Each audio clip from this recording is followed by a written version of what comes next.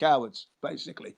All right. I'm Can I pause that? speaking. Can I pause the show? Hold on for a sec here, Jen. Yeah, go ahead. Yeah, go ahead. Hey, Kosho, do you have any way to get a hold of Jayace? Like any other way I other than wish. Discord? Kind of. I mean, I know his name. Boy, what happened? Has he been in here lately? You know his name. No, I'm not asking for any information on him. What I'm saying is that he was going to do a debate with Taylor. Like it was on like maybe Tuesday or Wednesday, and about like with A-Biogenesis, and they were going to do a debate and all that. And he agreed to it, and he was saying like she wanted to do it like that night or the next day, and he was like, he said no, I can't really until the weekend, like Saturday or Sunday, and it was like a whole drawn out thing where he was saying that he was free and he had the time and he knew he could do it for sure. And then she was free as well. So we made a quick event for it and stuff. And then I did like DM him the event link just so he knew about it. But I figured it wouldn't be an issue.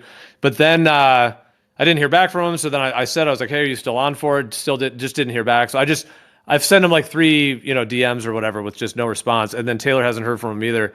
So it's like he pretty much like verbally agreed to do it for like he was for sure. Saturday was cleared. He had several hours. It was all good, like, and all of that. And then and it's just completely like no response from him that I have in DMs. He hasn't responded to me. And then I don't know if anyone else has heard from him either. So it was supposed to be today. So I'll tell you this much, man. Out of all the people in this community, he's one dude. Like I've DM'd him sometimes, and I haven't heard back from him in a long time. Sometimes he does get bogged down in real shit, and so I would have just assumed that that's what's happening. There might be some real shit that he's just sort of taking priority. You know what I mean? Like, because he's got real like academic shit that he does. You know what I mean? So for sometimes that does take up, like, he doesn't even look at this shit for weeks or whatever. So maybe that could be what happened.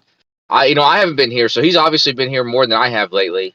And if he hasn't showed up, it's not because he's like quit, cowarding out or anything like that. I think he just might be busy. And not even looking at this. Well, that all could be, I mean, speculated or hypothesized, but I mean, the thing is, he gave his word that he was going to be here, and no matter how busy you are in life, if you give your word and you're going to spend several hours to debate someone, there's no reality in which you can't send somebody a 5-second message and say, hey, I can't make it, or we got to reschedule, or just out of but I'm not trying to go after Jayace. I'm just saying I got you. That respect, yeah, that's true, man. He's like, there's some respect there, and so we can just assume that he might be busy, but I'll try to reach out to him myself. Yeah, no, I mean, he might have forgotten about it, or I mean, everyone's got stuff going on in their life too, but it's all good. I only brought it up, and I just figured because it was supposed to happen today, and then I don't know if you. Yeah, I wasn't trying to like. I just didn't know if someone. Well, like for example, if you knew him and you were friends with him and you already had his cell phone number and you guys already, exchanged numbers. If you were like, oh, I can shoot him a text, like that would be a thing, for example. But but I mean, I'm not like asking for any of his information or anything. The only way I would have to contact him is just the DM. So I got his email, but like I said, I've tried to contact him before. He hasn't responded back to me in long periods of time. So, and it was because, like I said, it was because his buddy was like had the DNA of a dinosaur. You know what I mean? So it's like he's like, yeah, I was worried about that. I was like doing the DNA of a dinosaur. I was like, oh shit, well, I can see why you ignored me now. But yeah. The DNA of a dinosaur. Yeah, it's big news. His friend might be get a Nobel Prize. Exactly. That's why I said, okay. Well. You said he slide that one through somehow. No, I believe. I said he told me that I believed him. I was like, oh wow. No one has ever won a Nobel Prize for dinosaurs, bro. Really? Because I don't think so. I'm bold enough to just sort of think that Nobel Prizes and dinosaurs don't go together. Arguably because they know it's fiction, but we'll see. What? You don't get Nobel Prizes for dinosaur research, mate. Period. Okay, you're the arbiter of that fact, but it would be pretty amazing if they were able to extract any DNA with integrity from dinosaur bones or dinosaur tissues. Yeah, that would be pretty amazing. How would you discern that from a potential manipulation and then actually just filling in the gaps of the DNA from, like, say, a chicken and then morphing it? I guess if you lied about it, there would be no discernible difference that you as an individual could ever make with that sort of claim. Well, they would have to be lying about it. Are you going to get DNA from stone? Congratulations, you worked it out. Are you going to get DNA from stone?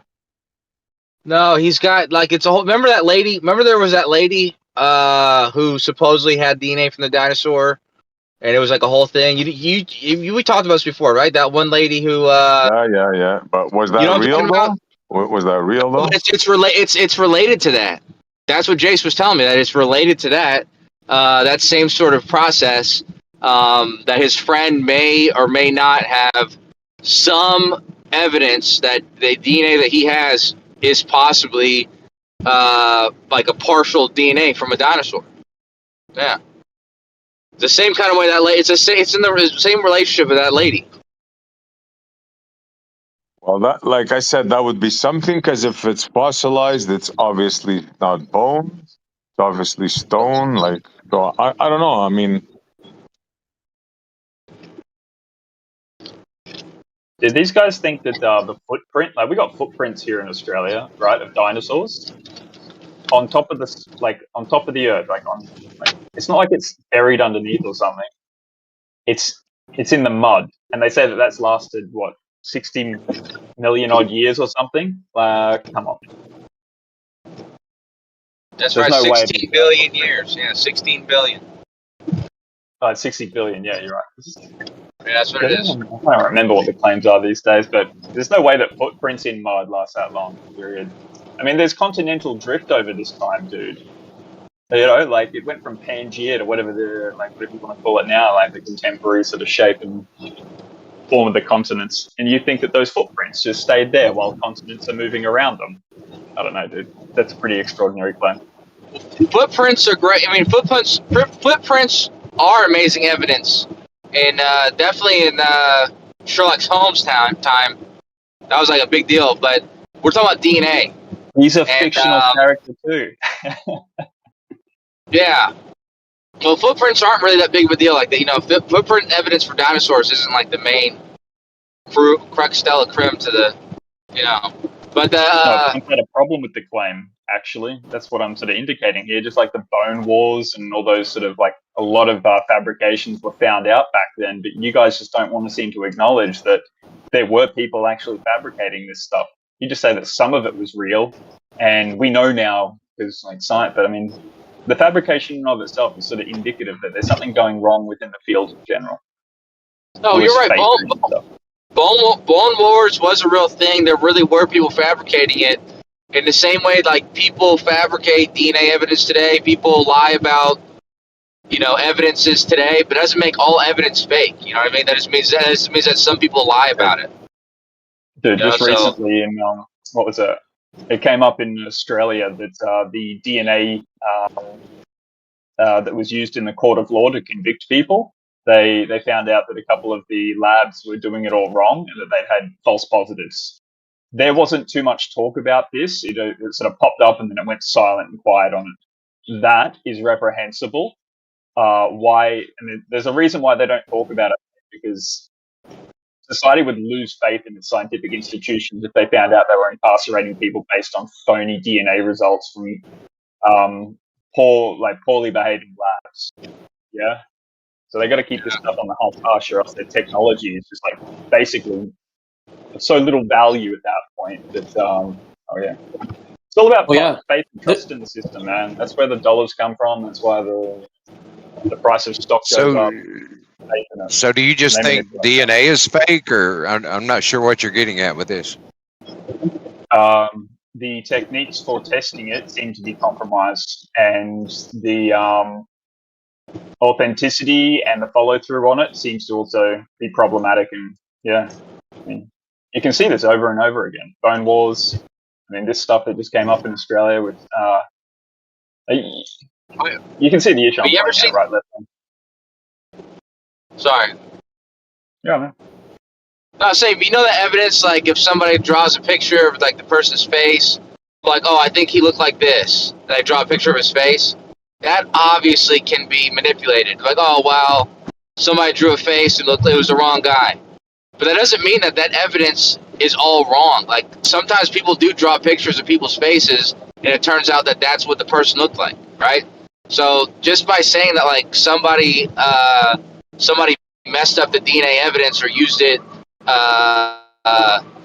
used it maliciously or whatever doesn't make doesn't make the evidence false. It just means that people can take advantage of it and create fake evidence. But I just don't think Exactly. that same claim could say, oh, okay, well, DNA evidence is all shot. The problem is in some universities, like I'll give you a perfect example. There was recently in Los Angeles, it looks like a teacher was terminated from his job after discovering soft tissue from a Triceratops fossil. And specifically, they told him they didn't want his religion part of the. Okay, it says here, we're not going to tolerate your religion in this department. And because the thing is, they found this Triceratops bone, and the students were starting to speculate, oh, wow, how can we have soft tissue from 60 million years ago? It's more logical that was only 4,000 years ago. So they fired him. So that's the problem. You can't even have scientists engage with students without faculty getting in the way. Well, hold on. They fired him because it was soft tissue, or they fired him because he introduced his religion into the evidence? Because this soft tissue, this is actually what we're talking about, is that this soft tissue DNA or DNA from supposed soft tissue is what that lady did, and it's sort of what Jace's friend is doing. I forget exactly where he got his DNA from, but it's similar. But what they're not doing is they're not inputting their own like the age of the DNA based on the fact that it's soft tissue. They're not saying, oh, well, it has to be 4,000 years. If a scientist is saying that, it makes sense that they would question their, fire them, but, say, hey, well, just, if you're bringing your religion into this assessment, that would be sort of problematic, wouldn't it? Yeah, young Earth creationist, I think it was. The problematic thing is this: 4,000 years. What tissue, what conditions could keep something 4,000 years and you can get DNA from it? 4,000 years. Get out of here. Swamp? Is that where they found that dinosaur then? That tissue came from a swamp, did it? Did it? Because we know we live on a flat Earth, and that totally kills dinosaurs straight away. Flat Earth kills dinosaurs, just like that. No asteroid came down, landed on Earth, and ended life on Earth 65 million years ago. That's crap. That's horse manure. We don't get things from space landing on Earth like that anyway. And never in our lifetime, and in the future of our grandchildren's lifetime, is an asteroid going to come and land on this Earth and end life. It's not going to happen. All because of flat Earth. Thank you. All right, fair enough.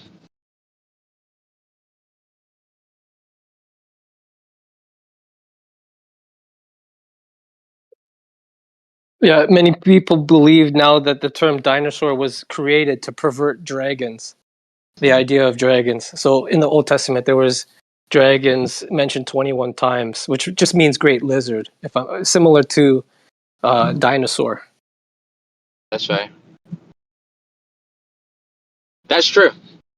I think the idea of dinosaurs and dragons are actually come from the same thing, possibly. I mean, that's very possible. People found these old bones of creatures they had no idea what they were and thought they were dragons, perhaps. Yeah. Turns out they might have been dinosaurs. Dragons, bro. I mean, who knows? We weren't there. We're still talking about it. We're still brainstorming what it was. I mean, I think the safe science says that it's dinosaurs. I mean, that's pretty safe place your bet, but Safe place to place a bet. Really? I'd put my money on it. He's with consensus on this one.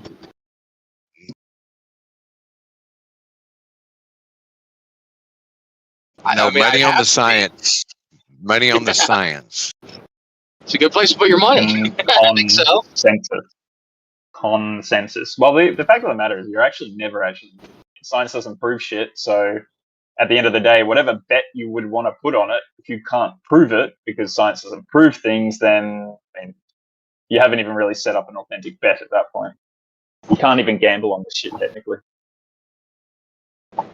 You still gamble on it. I mean, that's what I'm saying. It's not settled science, so we don't know the exact right answer. But if I had to bet my money, assuming that God would tell me the truth, I'm just saying it's just a safe place. It's just the safest place to put my money, I think. I don't know. But who knows? I don't Who think knows? there's no way, there's no bookie that'd be able to take that. Maybe have you guys heard it? There's like apparently some sort of gambling app that's sort of relatively new, and you can almost gamble on literally anything. Like, you can type it in, and it'll give you an odds or something. Well, they did Apparently, that for and they did that for the final experiment thing, didn't they? There was like betting, people had bet on it. And there's like a crypto betting website where you can make Dude. anything. You can make anything. You could go on right now and say, will it rain in this city tomorrow? And you could put a bet on it, and then people could bet on whether it'll rain or not. There's so many sites like that, man. I mean, if you just go to there's so many sites based in Vegas that do that. That you literally can bet on anything, dude. So yeah, there's plenty of bets on it, and there aren't anything science related or not. Yeah. Yeah, but there has to be some way to verify it to actually give the winner, So Yeah. it's like the Antarctica thing. What did somebody from that dating from the betting website, did they also go to Antarctica to confirm the 24-hour sun in order to give the payout for the result that there was one, or if that's how that went or whatever? Maybe that guy Duffy was in on it.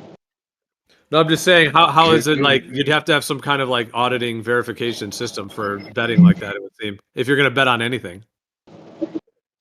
Back on the dinosaurs, what are they, like these fossil beds out in like Montana and places like that where they actually find T-Rex and You're breaking things like up. that?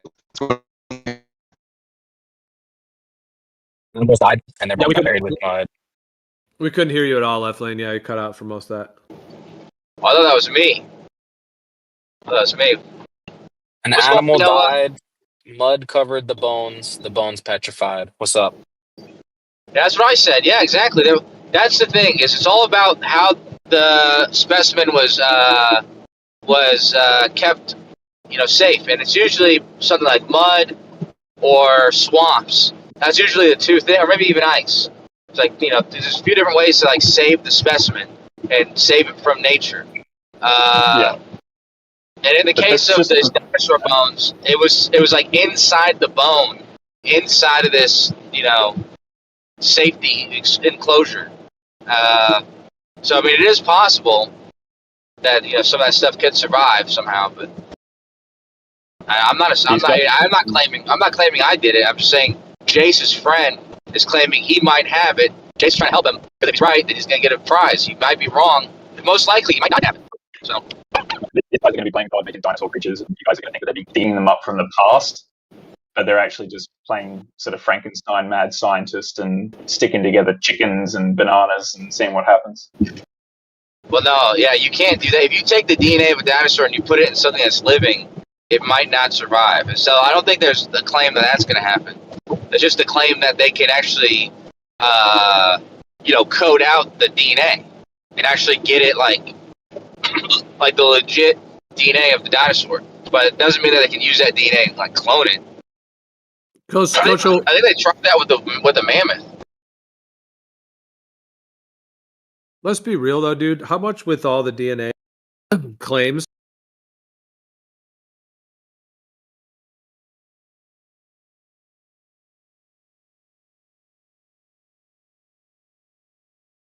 Like how much of DNA, like the claims and research made around it, like end up essentially being a psyop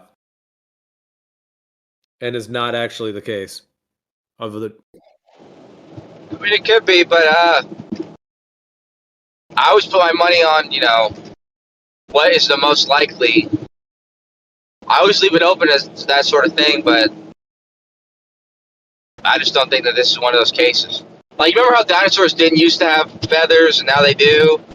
So it's like, yeah, we do learn new things about that kind of stuff, but I don't think that it's the case that the whole thing is fabricated. I think that we're still just learning shit. Dude, they're just coloring in outside the lines. Outside the bones, they're like, oh, it's it's scales and they're all colors, and now they're putting feathers on the bloody thing. Come on, man. Let me ask you a question. This is all art. Derek. This is all artistic interpretation. My God. Let me ask you a question. In Australia, oh fuck. Okay, don't worry about that. Don't die, Oh, so don't crash your hoopty. Well, I didn't. I almost did, but I didn't. Thank you. But okay, the question was, in Australia, have you ever solved a cold case file? I'm sure there's millions of cold case files in Australia with all you descendants of criminals there. But I mean, have you personally solved a cold case file? A file that was of a crime that was done 30 years ago, nobody solved it? I'll just answer it. The answer is no. You haven't personally because you're not a detective. It's not an easy What's thing the to point do in to asking solve. that question? Because we're not talking about 30-year-old crimes. We're talking about 60-million-year-old crimes, right? Like bones that are 60 million years old, and you're criticizing the detectives trying to solve these mysteries of bones that are 60 million years old. So I'm just saying, like, pointing out in this direction, Kosho. well, I'm just saying, give them a little bit of leeway of getting it wrong a little bit, because they're still, I guess, it's not an easy thing to do. I'm sure, right? They're finding bones and trying to piece it together. I was over in Gem Pandas the other day, and they were all fantasizing about dinosaurs, and then they started showing pictures of them, like it's all CGI stuff, and they're talking about their favorite dinosaur, and like there's something of a curious maturity thing occurring there. In any case, that was kind of funny. Yeah, you're right. You're right a little bit about that. I mean, you're not wrong 100% about that, but at the same time, that doesn't mean anything. Like, that doesn't take away from its validity. That just means that, yeah, there's grown men who are fascinated about it like a little kid would be. But then, it goes back to what I said, though. Like, these are cold case files from millions and millions of years ago. We did find these are real bones we're finding. They're not all fake bones. And so it's like, yeah, I mean, you gotta give them a little bit of credibility. In response to this sort of killing idea of these criminals that are cold, like, I mean, dude, kill your darlings, man. Like, get over this stuff. Yeah, and I would, rather than jumping to the conclusion and just agreeing to whatever people say, saying 60 million plus years, you can say perhaps it's not 60 million years as they were once told us, because now we have counter evidence such as multiple soft tissue discoveries. So I think it's probably, this is just my opinion, like you can continue to state what you want about the facts. I just think it's, what I'm going to do is, I think others should also do is consider the new emerging evidence and then maybe suspend your current understanding until you've examined it further or deeper. Because like, yeah, like everyone, we've all believed in the globe, most of us believed in dinosaurs, but we saw counter evidence. So now we're considering reformulating our understanding. Well, the DNA thing is one thing, but there is no counter evidence against dinosaurs. Soft tissue. Dragon. I can appreciate what you're saying. Am I roboting?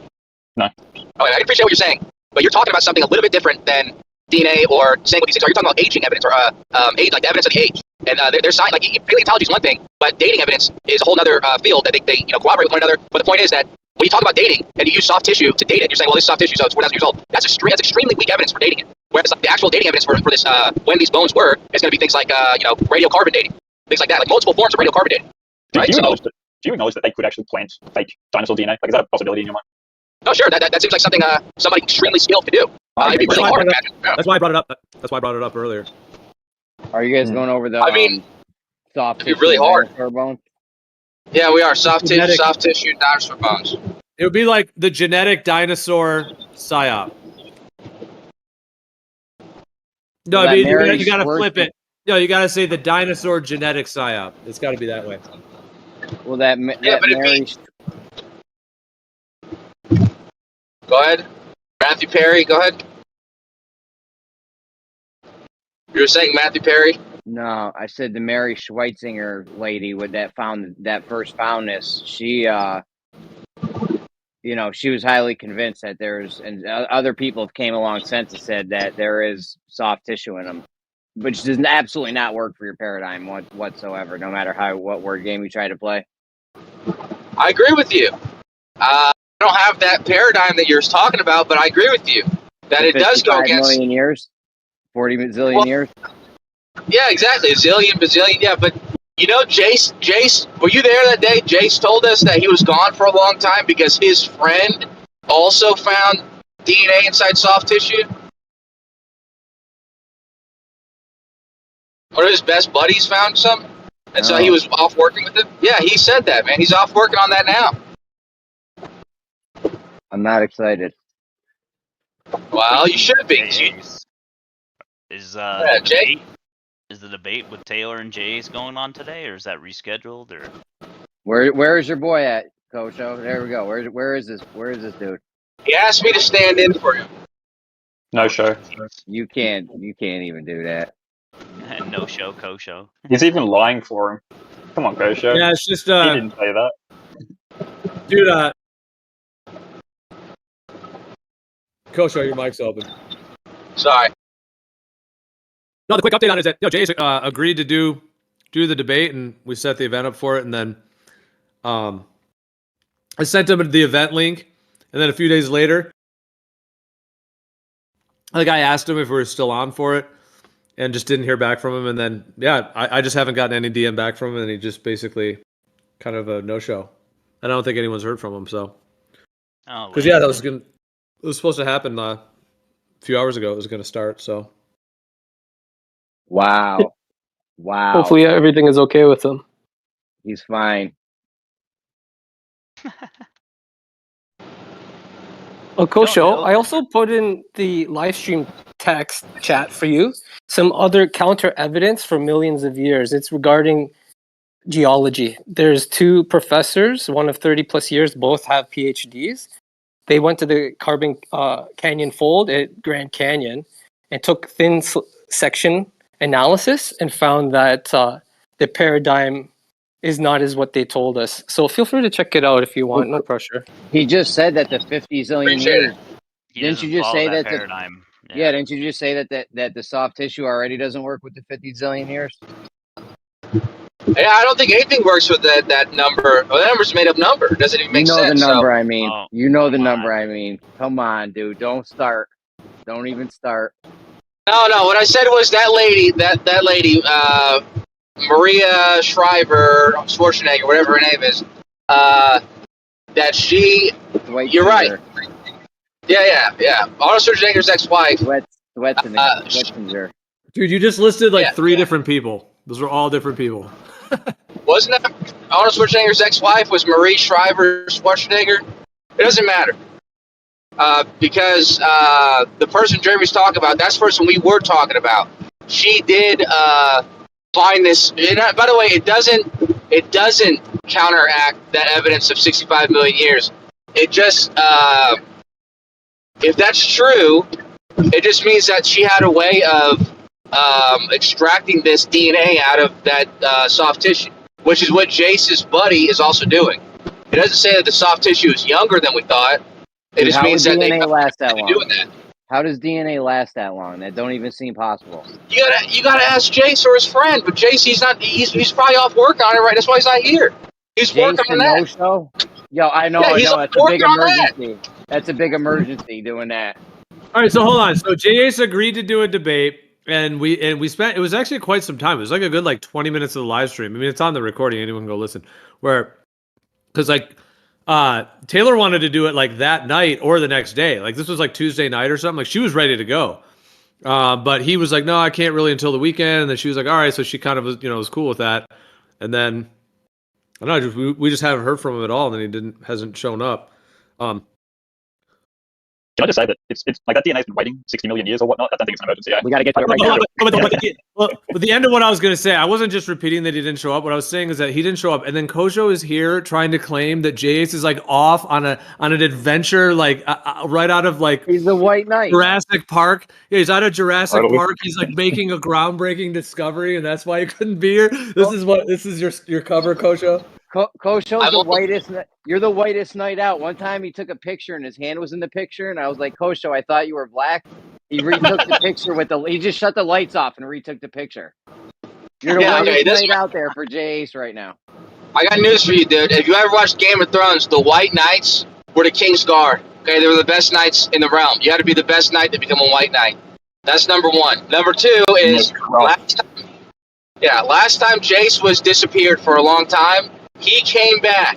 I remember where I was. I was in the bathroom, and Jace came back in, and I said, "Where you been?" And he said that he literally said that his best friend found this evidence, just like that lady. He mentioned that lady. He said he found the same kind of evidence, and he's been working on it with him, trying to make sure it's credible, and if it is, he's going to get a Nobel Prize. I was like, holy fuck. So that's where he was last time he disappeared. That's why that's my assumption, is that he's off doing that same shit. So, sue me if I'm wrong, but I think that's where he's at. Bro, that was a long I'm time writing ago, this down. dude. He's been back since then, so your information is dated. Yeah, well, dude, this I guy agree. ain't out on some Jumanji, Jumanji jungle hunt thing going on, bro. He's probably, home being a nerd like the rest of us. Yeah, he's risking This was- malaria. Okay? This was last year, man. This was last year this happened. So, Yeah, Just saying. exactly. He's been around since, and he was supposed to debate. Yeah, he was supposed to debate. He couldn't give a concise, coherent story about abiogenesis. He was like, "Oh, it's not gonna be possible in 3 hours. There's no way." So, I mean, I don't think He said he I had to don't think. brush up. He didn't want the smoke, bro. Taylor was Yeah, ready he to didn't want the pop it smoke. off. She said, That's Taylor exactly said it's right. on site. She put the green light on him. Stop with these gang terms, Jeremy. You should. Yeah, and know he probably didn't have any extra time to look into it this week. That part is probably the case. Like he didn't was have busy any with time dinosaur to. bones. Yeah, he didn't. He didn't have time to jump on, start looking into stuff so he could have something to debate with. I got news for you. If you're talking about the same Jay that I'm buddies with, okay? This Jay, he's posted in this chat the same evidence he'd be posting during this debate, which is he's got a few boys. He got a few boys, real scientists that actually work. I don't remember the names, but they actually worked on A-Biogenesis and actually gave scientific, detailed experimental evidence. I just don't remember this guy's name. So there's like, if he was here, he'd tell me his name. But Jason posted his paper several times. Yeah, Kosho, those same papers are what Taylor is trying to refute. And will refute. Will look over the sources and methods and destroy it. And Jayace got scared and didn't show up.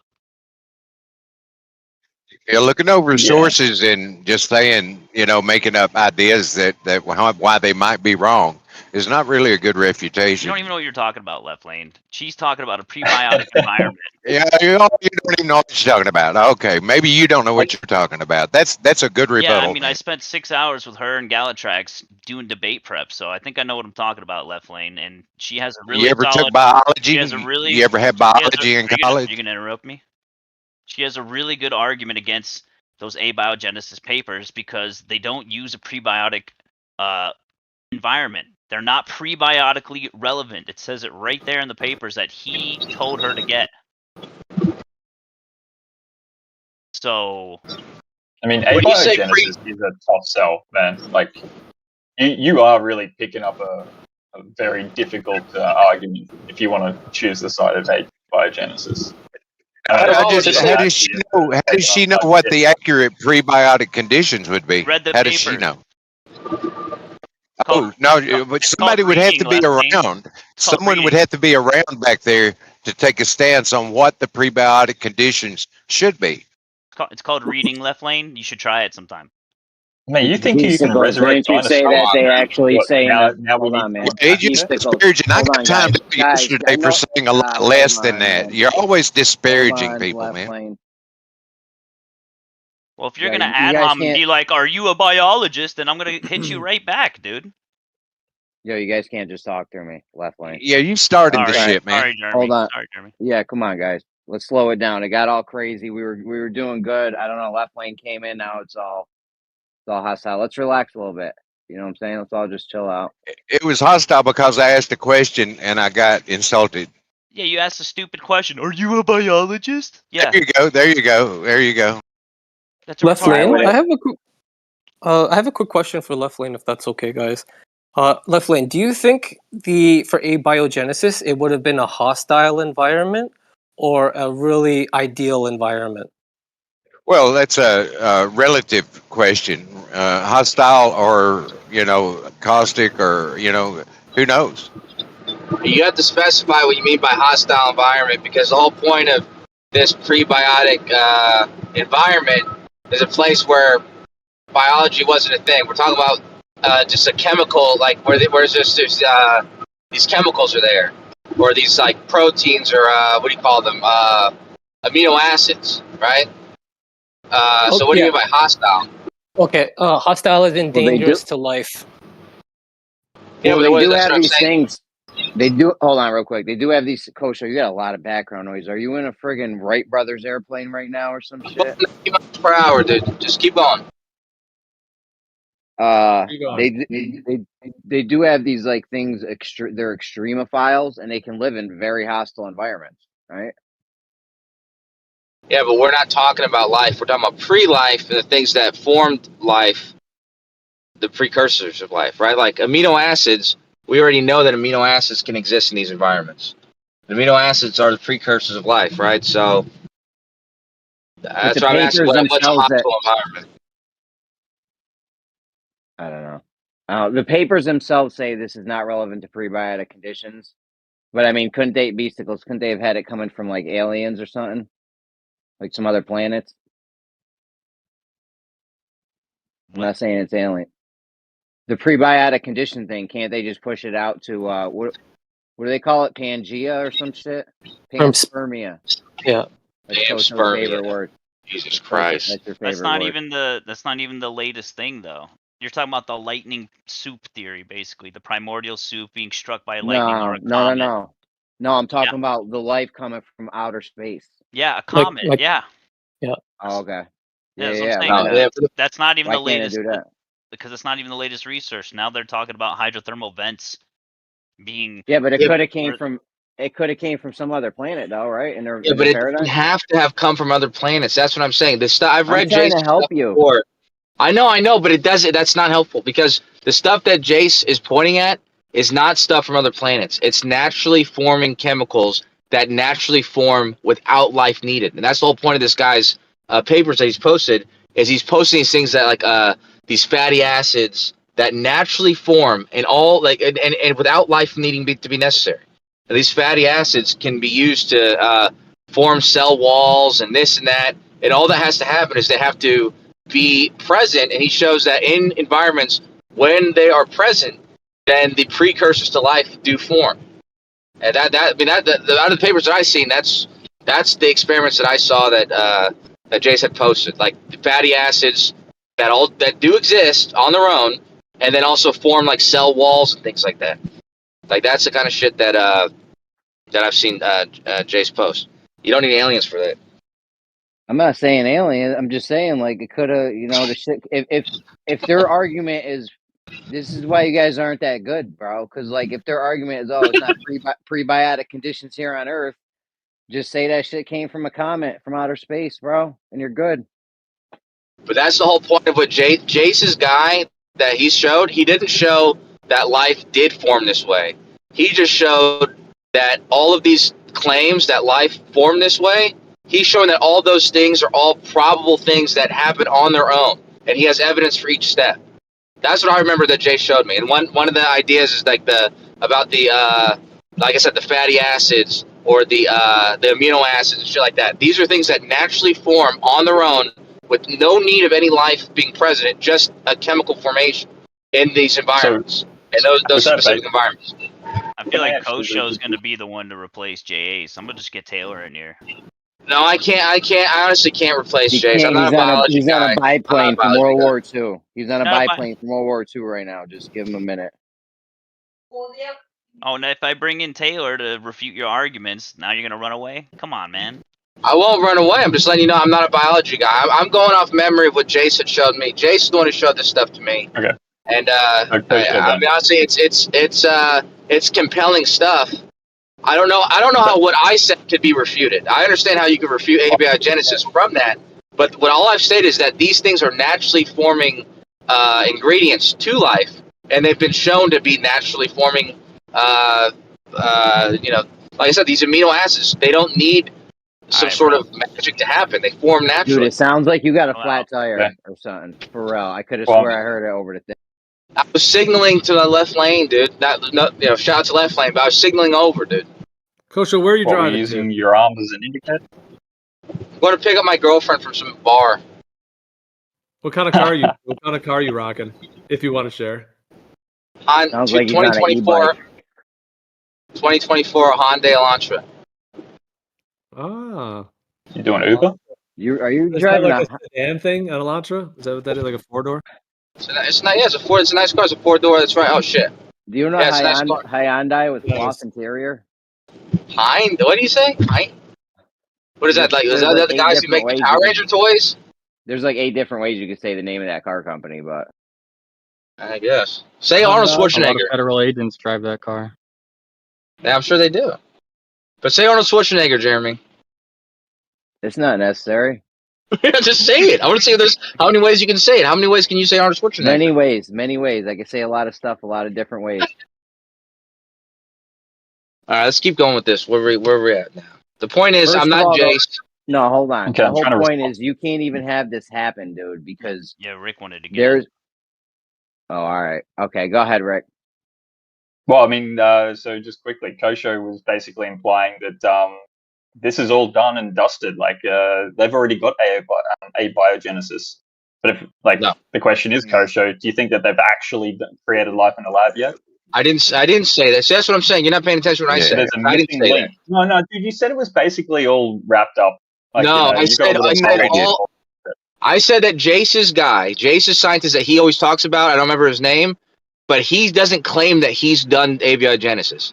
He does claim that all these steps to abiogenesis, all these separate steps, he has shown he has experimentally done in the lab.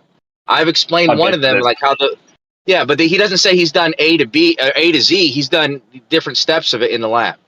Yeah, he's got a whole bunch of missing links, right?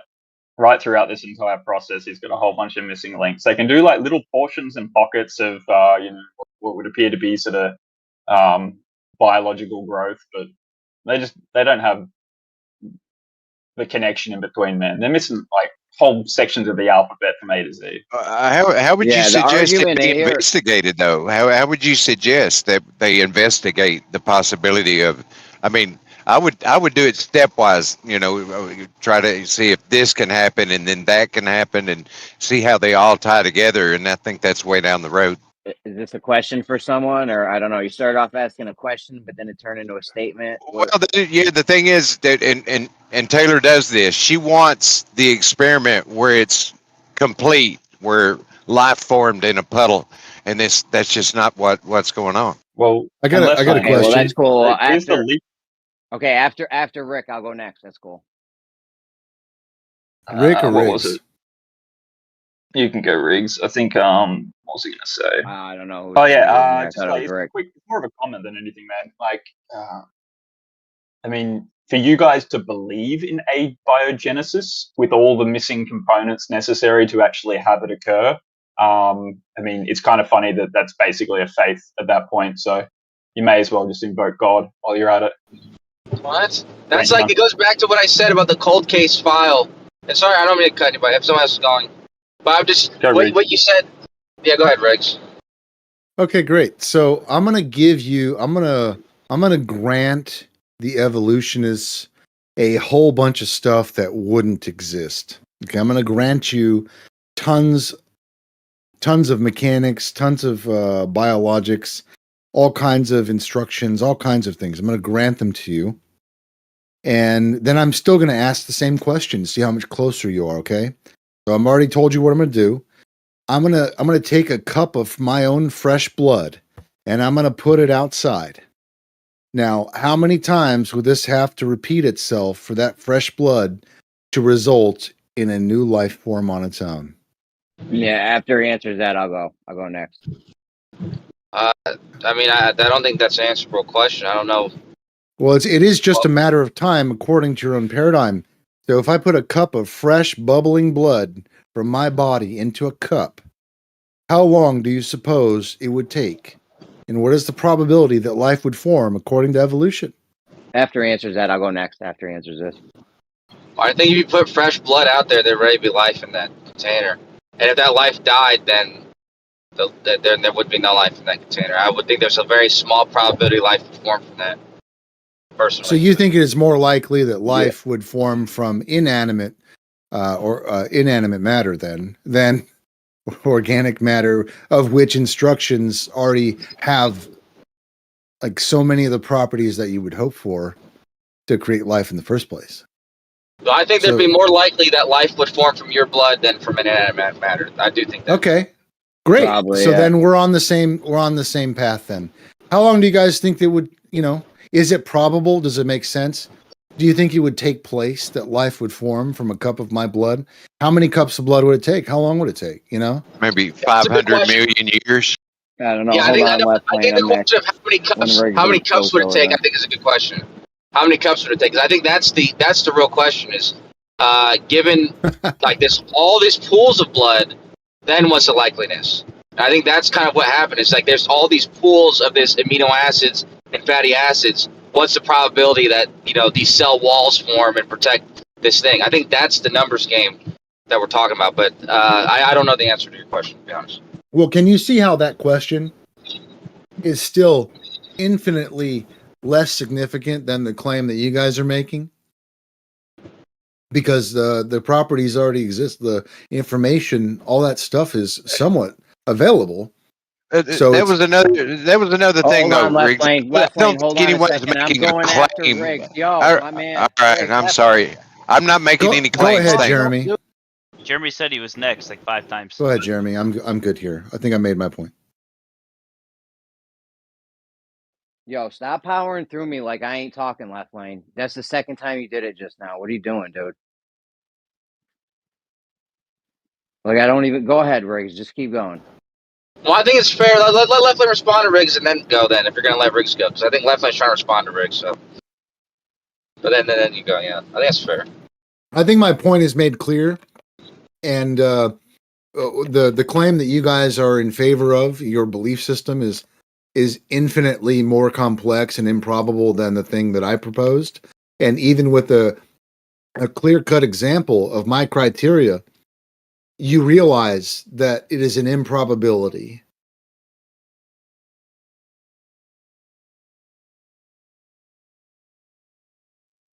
I didn't mean to power through you, Jeremy. I guess we started at the same time or something. Dude, it's the second time you did it today. Can you not hear when other people are talking while you're talking? Well, we get it. You go and just either left lane respond to Riggs, or I'll respond to Riggs or something. Or Jeremy, you respond to what you were gonna say. But let's keep going, huh?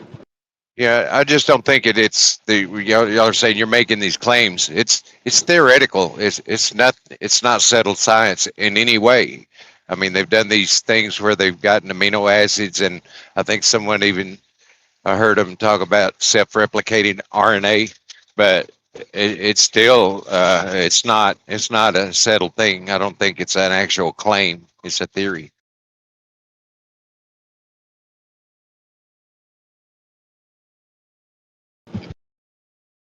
Yeah, I do think that if the whole ocean was filled with Riggs' blood instead of ocean water, and there was no life on Earth except for Riggs' blood, I think the probability of life, given the time span, would be greater than that if there was just only water. Because, like I said, it's not just like a tiny pool that supposedly these tiny amino acids or these chemical reactions took place. It's the fact that these properties existed all over, and so it's just a probability of, like I said, these fatty acids supposedly naturally form cell walls. So just like chemically naturally, like just the way that they're built, like the geometry of them is that they actually form these sort of cell walls, and so they form this protective layer that allows for these things to form inside of them. So if you had these, like your blood, if it was allowed to be protected by these cell walls, given enough iterations of that, I could see something possibly coming about, given enough time and chance. But Bro, you know what this sounds like? What you're saying? It sounds like sheetrock just assembled itself, and some plywoods over there assembled themselves, and some nails assembled themselves over there. You think you can sell this kind of stuff? Like, seriously? Or do you yes, actually believe that? yes. Before there was sheetrock, there was rock that formed itself, and before there was plywood, there was wood that came from trees that formed itself. So yes, I do think that's exactly what I'm saying. That these things do naturally happen in given circumstances. I don't think that it's. I think we're asking The things that exist today, how did they come to exist? So the fact that they exist is not the miraculous part. It's how did they come to exist, right? And I don't think that what we're saying is that bizarre. We're just trying to come up with a way that of how these things came about. Not only is it bizarre, it's the most unimaginable thing possible. Like nails forming on their own, sheetrocks forming on their own, tiles forming on their own, bathtubs forming on their own, and then all of a sudden, a lightning rod spikes, boom, and you have a house. Bro, it's the most illogical nonsense I have ever heard. And replication is not something forming itself. It's just replicating. Where did it start from? This replication. Where did the first one come from? Well, it had to be given an order. Right. Had to be given an order. Like command. Sergeant. It's on your side. I think it's on your side. Guys, I mean, you're just talking. This is like improv science. You're just making stuff up. Like literally. Everything replicates. That's why what replicates, bro? What? Everything. Everything that has life. You mean life? Something that was already started by something replicates? Yeah. No kidding. We're talking about how did the first life start? We're talking about abiogenesis. How did the first? You can't just say everything replicates. That's what we're trying to. See, I'm a creationist for one. I don't take panspermia or evolution stance at all or anything. I'm saying all of the experiments that they are performing where they're saying, oh, these things just form. No, they don't. There's already a code in this universe for those things to replicate. They're not forming themselves. Right. Okay. Yeah. Okay. Now I get what. Yeah.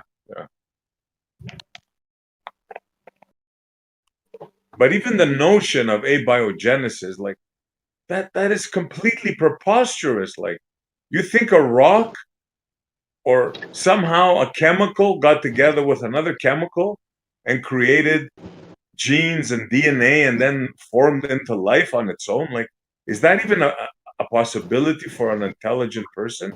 I mean, it really boggles my mind.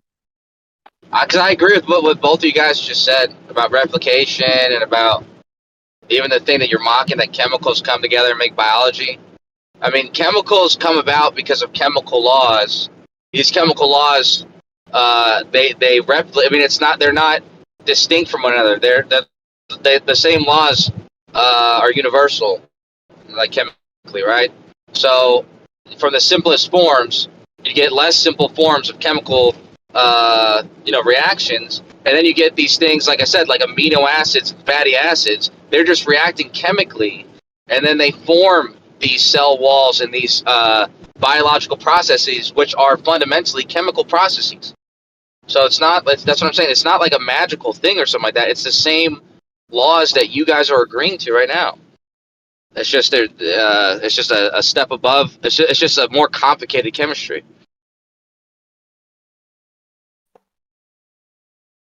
Is that supposed to then somehow show how chemicals got together and made life, or where the chemicals came, from to begin with? I mean, there's absolutely zero proof of this. This is literally just an idea. Well, that was my next question to you, Jesse. What do you think of the experiments that have been done and their results? Or maybe you haven't looked into it. I don't know. No, I've heard Jayace talk about it, and everything to me seems that it was in a controlled environment, except one thing that I think he mentioned that was done in an open pond. I remember him saying something about that. That's the only thing. And even that was controlled, if I remember correctly. So I don't see anything that spontaneously became on its own, Left Lane.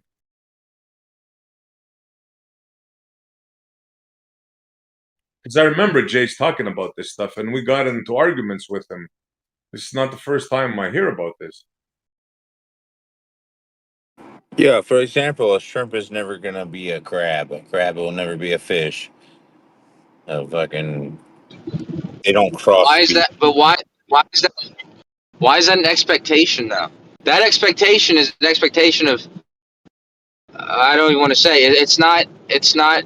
There's no place for that expectation, and at least in our side of the conversation, because that's not what anybody who's claiming abiogenesis or evolution is claiming. They're not claiming that crabs turn into fish. Nobody's Yeah, claiming but that, or that eventually you dogs would turn have. into That is the story, though, But right? eventually, one day you would have to have no. you have all bacteria. I don't know, man. Guys, come on, let's get some. Can I get in here now or no? Kosho's Yeah, hot quit mic cutting his Jeremy off, Oh, you guys. have Like, to what's be. going on here? No, we hear Kosho's interior of his car going down the highway. He was hot miking. He was hot miking. Go ahead. Go, Jeremy. I don't. I forgot what I was gonna say. I don't know. Guys, let's We're tighten talking this about up a little bit. What do you say? A-Biogenesis. That means Rob interrupt me immediately. That's what that means when I say, guys, let's tighten it up.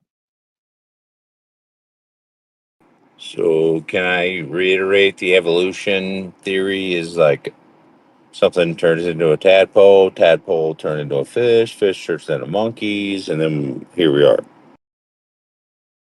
Millions Good of years luck on that later. one. Good luck. I've been trying to tell them that for I don't know how Billions. long, but no. They Yeah, changed. however many. They Wait, I changed the see. definition. So it's not. You're not surprised that out of a massive vacuum, a ball appeared with a perfect atmosphere, and all of this life formed within a massive vacuum bubble. No, not at all. No, no. That makes sense. Yeah, over billions of years. It's moving at light years of speed. Minus the fossil records. All the fossil records remain consistent. That's kind of my problem. Is that like, oh, the fossil records? We got a missing link here, but it's everything else is missing. Yeah, but you Honestly, know what's Yeah, that's what I funny? was. They can't even. I'll be quick. They can't even admit that that happens. That one thing turns into another. They can't even admit that, and that is the basic element of evolution. It's No, it's mind-boggling. not. It's They not. changed the SE, definition. we've told you a million times that is not what evolution is.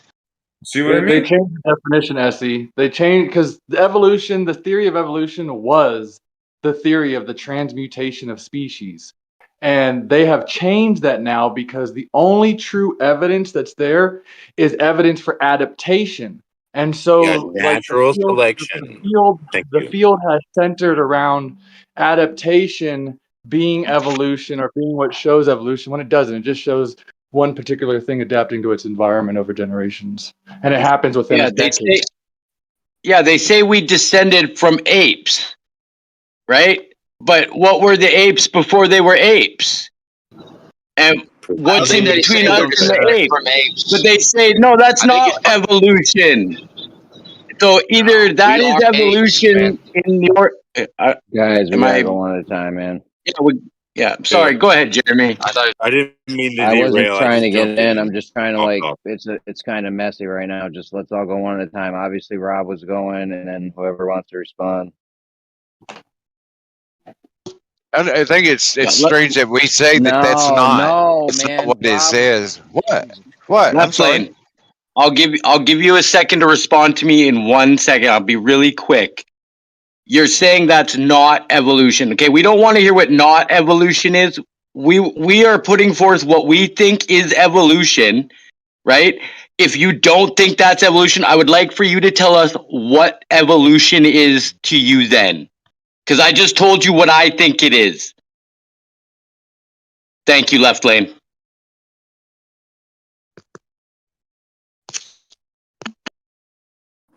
Who Why do are I you keep getting yelling at, muted? bro? I don't know. I don't. It's, Yelling I at got left you're not muted lane? again. following that. You're not. You keep getting muted because the first time you were just blatantly just barreling right through me.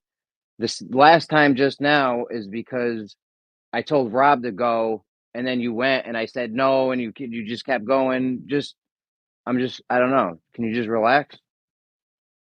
Yeah, I would like to hear left lane's response to no, that's not evolution, but I gave you what I think evolution is. So instead of just saying no, that's not evolution, can you please tell us what is evolution? No, I'm gonna sit out. All right, thank you, Left Lane. So to all the other ballers who believe in evolution, if my form of evolution is not correct, can you please correct me? Thank you.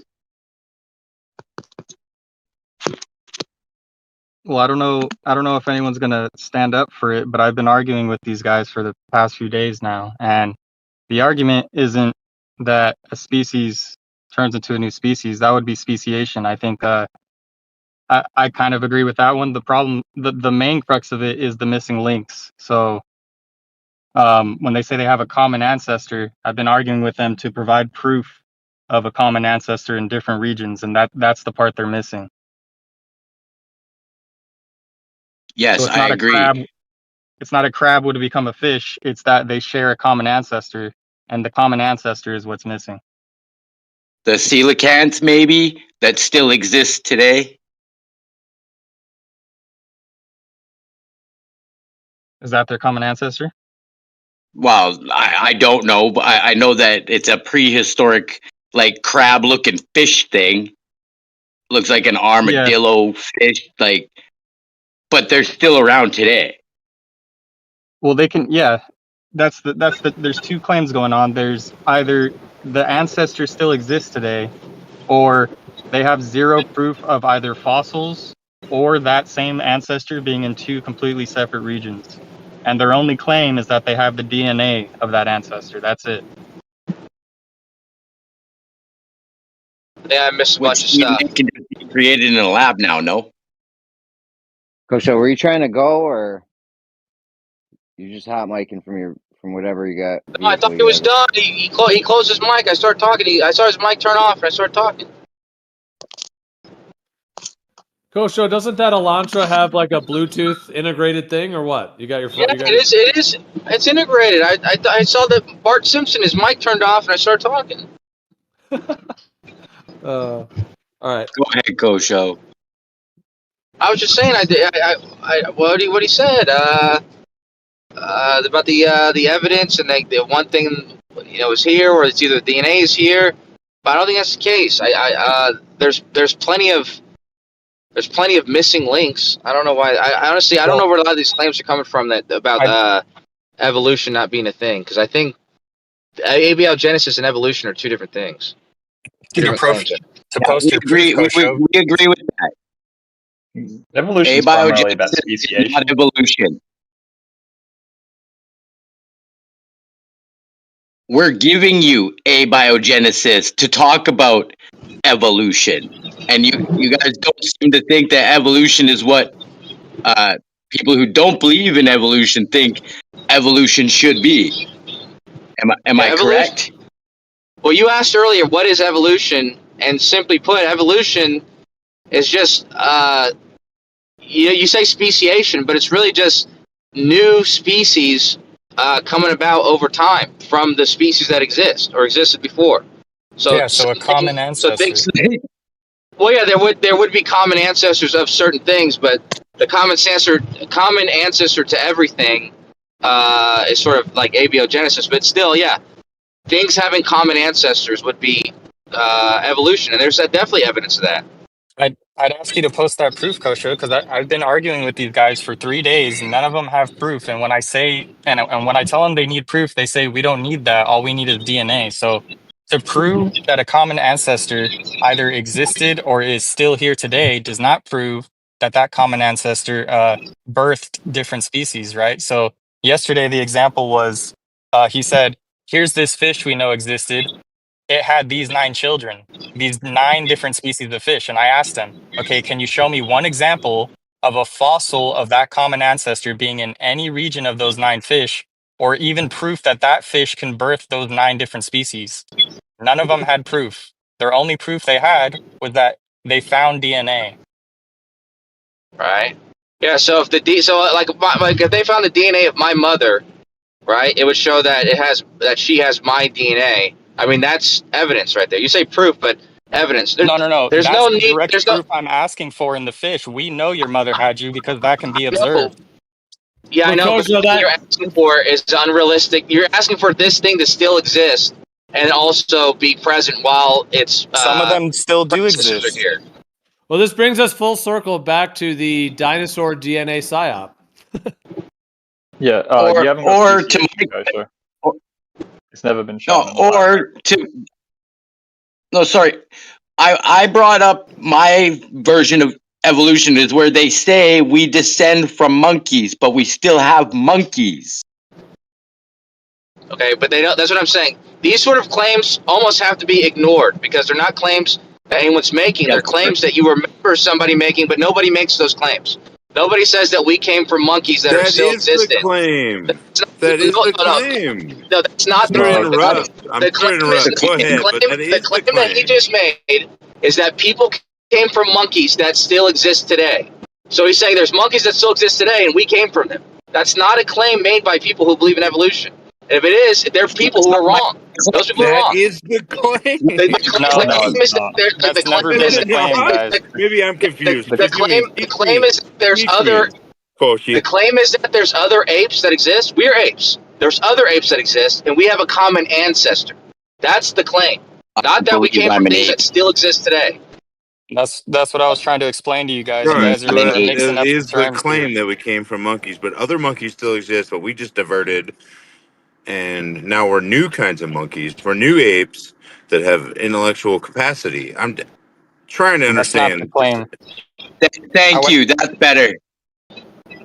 I would ask any of you saying that that's the claim to post any evolutionary tree where that's the case. That's never been their argument. That's what I was taught in school. Sorry if I believe that's the claim because that's what I was taught. I don't agree anymore, but that's what I was taught. Where did the ape come Yeah, from? I could probably find the old Hold on. textbooks. Hold on. Where did the ape come from? We That's are a good apes, man. question. Yeah, We're where did part the of the ape great come ape from? family. Where Yeah, did the the ape come? narrative, the narrative are all we've got It's hominid apes. ancestors. We've got Okay, hominid but where did ancestors. that ape come from? Hominid Right. ancestors. The missing link, Susie or fucking whatever her name is. There's like claims, scientific claims of that being the missing link. Lucy, which stands for Lucy, thank you. Lucifer. Thank you. And where did Lucy come from? Good Yeah, what question. was before Lucy? Like a woolly mammoth? You tell me. Yeah. That's what I'm asking. I'm not Okay. being. Well, I mean, Maybe I stop am being answering. Well, confrontational, but I'm being stop answering, Leland. If you're not the one actually giving the claim, intellectually honest. I'm just Kosho is being the one. intellectually honest. Kosho That's is what I the was one. taught. Dude, Kosho is the one answering about the claim. So let him answer. That's fair. Go ahead, Koshu. You're asking where Lucy came from? Yeah. She came from her parents, her ancestors. Which were? That's where she came from. They were hominids. Lucy's what, 4 million years old or something like that? 3 million years old? Is that If you right? say so. If you think Well, I don't so. know the exact age of But that's Lucy. what I was taught. The whole point is that the apes, all the primates or the Homo sapiens, they came from Lucy. That's the claim. And the other claim is that apes like us and bonobos and chimps, we came from something that existed 8 million years ago. It doesn't exist anymore. What And if before that Lucy thing existed, where did it come from? It came from its ancestors, which were also apes and So in mammals 8 and million all. years. So you saying Go from ahead. the Go ahead. creation, so from the Big Bang, apes existed. No, I said 8 million years. 8 Okay, million so years. I'm trying to get to the root cause, man. I don't want to know about 8 million years. I want to know what Okay, came go back. before the. Yeah, Hold on. I'm not done. What came before the ape to become an ape? the first mammals. When mammals split from the No, reptiles. the hominidae of the apes are from an So old world monkey So category there were called so it some is. Cata. So reptiles. hold on. So it isn't a Cata. speciation. Yeah, let Jeremy go. Well, Go ahead. I'll agree in the middle. I was in a back and forth. So it is a speciation. No. Hold on. He just said when we flipped from the first reptiles. Did he not say Yeah, that? but Yeah, he learn did. what There was plenty speciation of is first, man. there was The same plenty of animal. speciations. Yeah, that was a long time ago. Pazza was talking about You just got him hominids. to say it, and you don't even realize it. Go ahead, though. Yeah, Pazza was talking about something even more specific than that separation from reptiles and mammals. All of these things are even higher order than speciation. Speciations would be like lesser orders. Like mammals and reptiles, like those are like way higher order than mammals or than What about apes. He just said What? it. The reptiles. I don't care. You just said it. The reptiles split and turned into mammals. That means the reptiles turned into mammals. No. No. Well, He just said it. into insects. It is verbatim. He just said it. There was a split from reptiles to mammals. When Elbow said, when was the first mammal? He said, oh, and they split from reptiles. That means all you had was reptiles, and eventually some of those reptiles, over however many years and generations, some of those reptiles eventually turned into mammals. That's what that means. Without, even if you don't want to admit it, that's what that means. Amen, Jeremy. oh, but it's not like there's lots Partially of true.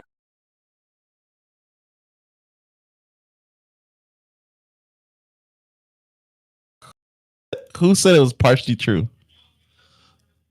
I said that it's partially true, but I'm letting Paz go. That what Jeremy said is partially true. Go ahead, Paz. well, the vertebrates, and then the tetrapods, and then you got the what's called the amniotes, which is the branch. This is in a narrative 320 million years ago. That's the branch where reptiles, amphibians, birds, and early mammals all went different directions. What about the insects? Like The this insects only are long works before- if you. the You're the gonna answer insects are that? long, Okay, go ahead. or divergent branch long before that. This only Yeah, works if you guys. This only works if you guys have animals and things turning into other things. Otherwise, you don't end up with humans. It has to be like that. I don't know why you guys deny it and play this. Like we go back and forth all day with you guys trying to deny that that's what's going on. It's weird. I don't Yeah, deny it's that. not I wouldn't deny Species that. I don't wouldn't. change Man, species. I've been listening a few like probably 30 minutes, and yes, y'all were denying that like the whole way through. You've been denying this for I haven't like denied anything like that. months I've only now. been here 2 Months. minutes. All of you guys have been denying this for months that things turn into other things. I haven't we been just denying that. Well, a lot of your peoples have been denying it for a very long time now. It's been weird. I've been wondering why it's happening because Well, that's the only way you guys even have evolution. I Yeah, think maybe we need where Chewbacca Kosho's back in here.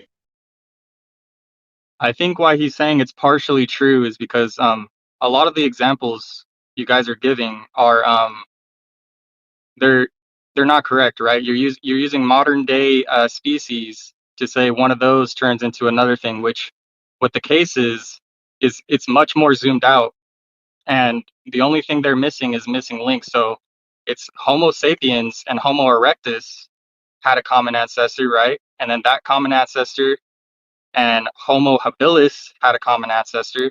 And then from there, you zoom out, and that common ancestor was alongside Lucy and Australopithecus, and it keeps going back. So you guys are partially correct, where eventually a human's not going to look like a human; it's going to look like whatever its ancestor was. But it's never going to be the case that current monkeys, like you're imagining it with modern species, and that's just not the case. This is a. No, it's not how anyways, we're imagining it. We're imagining it over millions of years. One thing ends up eventually over the course of time and generations turns into other things. That's what these guys have been denying for a very long time now. I don't know why, but I would say that's how I you don't know have who's been evolution happening. I'm almost done. That's how you have evolution happen. It doesn't happen. You don't end up with humans or monkeys or anything after that. You just have some bacteria running around. Yes, that's correct. But I'm saying the examples people have been giving have been way off, like a crab into a fish or a monkey into a human. That's where you're way off. Well, where did the humans come from? Apes, monkeys, Well, gorillas? I can keep going back in the tree, but what I'm saying is I can't even describe what the thing looks like because they don't have proof of these missing links, right? So I can name all the names in the tree, but the point is there's no proof of them, and there's definitely no proof of them in regions where they start to split into different things. So I don't agree with the evolutionary tree. I'm just saying that some people have been describing it like way wrong. Okay, since we're on this Maybe, but topic, that may be the case, but that's beside the point. These guys have been arguing for months and a very long time now. I don't know when this started happening, but they've been arguing that things don't turn into other things. yeah, Jeremy, why don't we argue ask them to that? post their like a diagram, step 1, step 2, step 3, step 4. If they don't have that, that should I've be a just red done that. flag. I've just done that. Well, I'd Oh, like to okay, see I'll take a that. look.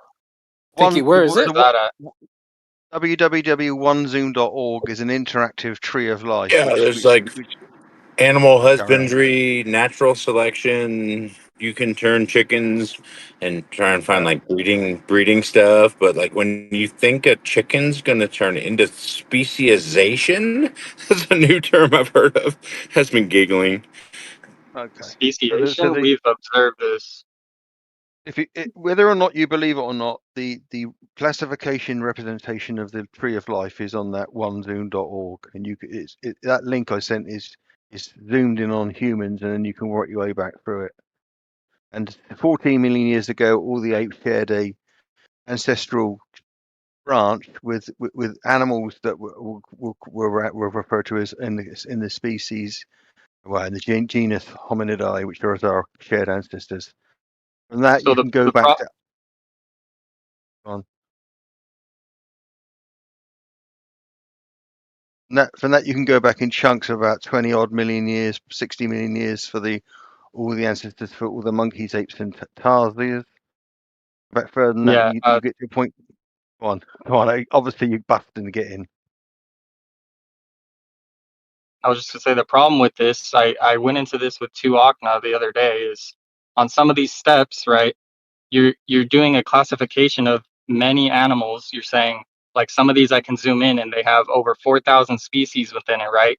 And what I've been trying to do is get someone to say, okay, can you name a specific species turning into nine different other species? And the problem is that can never be proven. What you guys do is you group a bunch of similar things together based on looks or DNA, and then say these things came from this.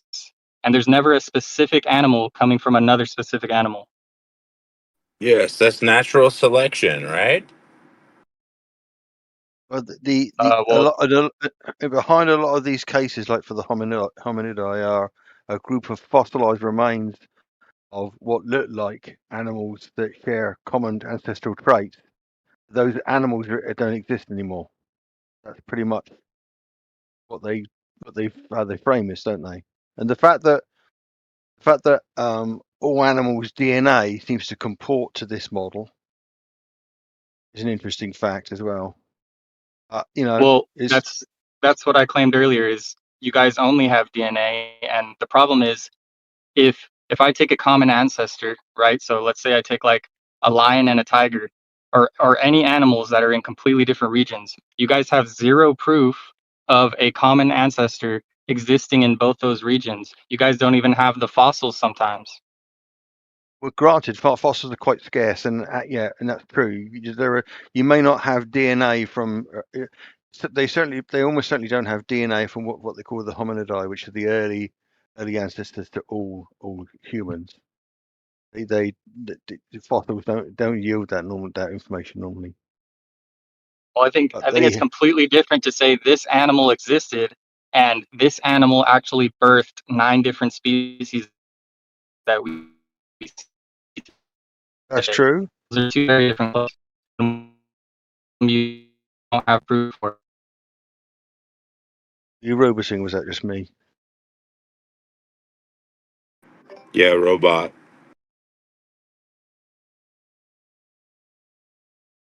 I'm in a bad area, but yeah, I would say you don't have sufficient evidence. Well, the DNA is quite compelling. The fact that it all fits together, it dovetails quite nicely. The DNA is the part that kills you. There's information inside DNA. I don't know. Were you done? Yeah. I'll just be quick. There's information inside the DNA. The only way you can get information is with intelligence, because you have to have a code, a sender and a receiver, and they have to agree on the code. No, I mean, well, you can if that's your opinion, it's not shared with an awful lot of people who study this, is it really? No, it is. There's many citations for this. Yeah, but most scientists who deal with evolution don't agree with what you just said. Well, the thing I said about information is a fact, and the thing they say about information being in DNA is also a fact. There's plenty of citations that say it is information. Yeah. So But you agree, Jeremy, Yeah. that most evolutionary scientists don't think that DNA is a killer blow to evolution, do they? well, clearly they haven't looked at this because obviously once you know what information is, and realize that there's information here, you'd realize it's the killer. Yeah, I think I it's would also appears a argue that consensus. well, I would also argue that the vast majority of geneticists don't agree that DNA is a killer blow to evolution. Appeals a consensus. Well, you just said if the people studied it, well, the people that do study DNA are the geneticists. What do you want to do? Talk about the people who don't study it, or talk about the people who do study it? And if You mean that if you mean the a people load of who people want evaluate something and their consensus is something, and you object to the consensus, then what's the point in considering what anybody else thinks? It's just you appeal to mean the people that consensus. want to keep their Logical job? fallacy. That's all I'm saying. Like they have Right. a vested Okay. interest into preserving their research in all of their contracts and shit, and you're going to tell me that like, 100%. oh yeah, we can't actually do this We thing, all so stop agree paying this us thing for is it. true. This is the way it always works. If you paint it all as one cohort of petrified individuals on a salary, then fine. That's the way that's how you see the world working. We're No specifically one can change talking it. about the people looking into this, right? Well, all the Like they're just geneticists all they around the would world, all the evolutionists all around the world, all the biologists all around the world, they're all scared to lose their salary by saying something out of turn. That's absolutely, fair. Yeah, that's fair. absolutely. That's If they exactly believe in what Scientists get creation, that's blackballed. many Oh, people we're just wouldn't. all gonna go. All right. all right. Well, I I thought he was apologize, talking Ghost. to It's me, definitely but not go gonna be ahead. you. Go ahead, Riggs. Look, all I'm saying is that, and Taylor can attest to this. If you come forth in your professional field with any kind of like creationist attitude or leanings, you're not going to be, up next for tenure or whatever the next thing is in your field. You're probably not even going to get considered for whatever the jobs or contracts that are going to be put forth. Like it is a death blow to your career if you lean this way. And this is just off the bat. Now let's just talk about the people who are actually researching abiogenesis or parts therein. Do you think that they would ever, I mean, say anything but we're getting closer? I don't know. I Who's that mean, other guy that's trying a to get in? payday. No, I don't think that's true. I think a lot of people who No, study who was that other guy abiogenesis. that was trying to get in? Who was trying to talk just now? To get with the accent?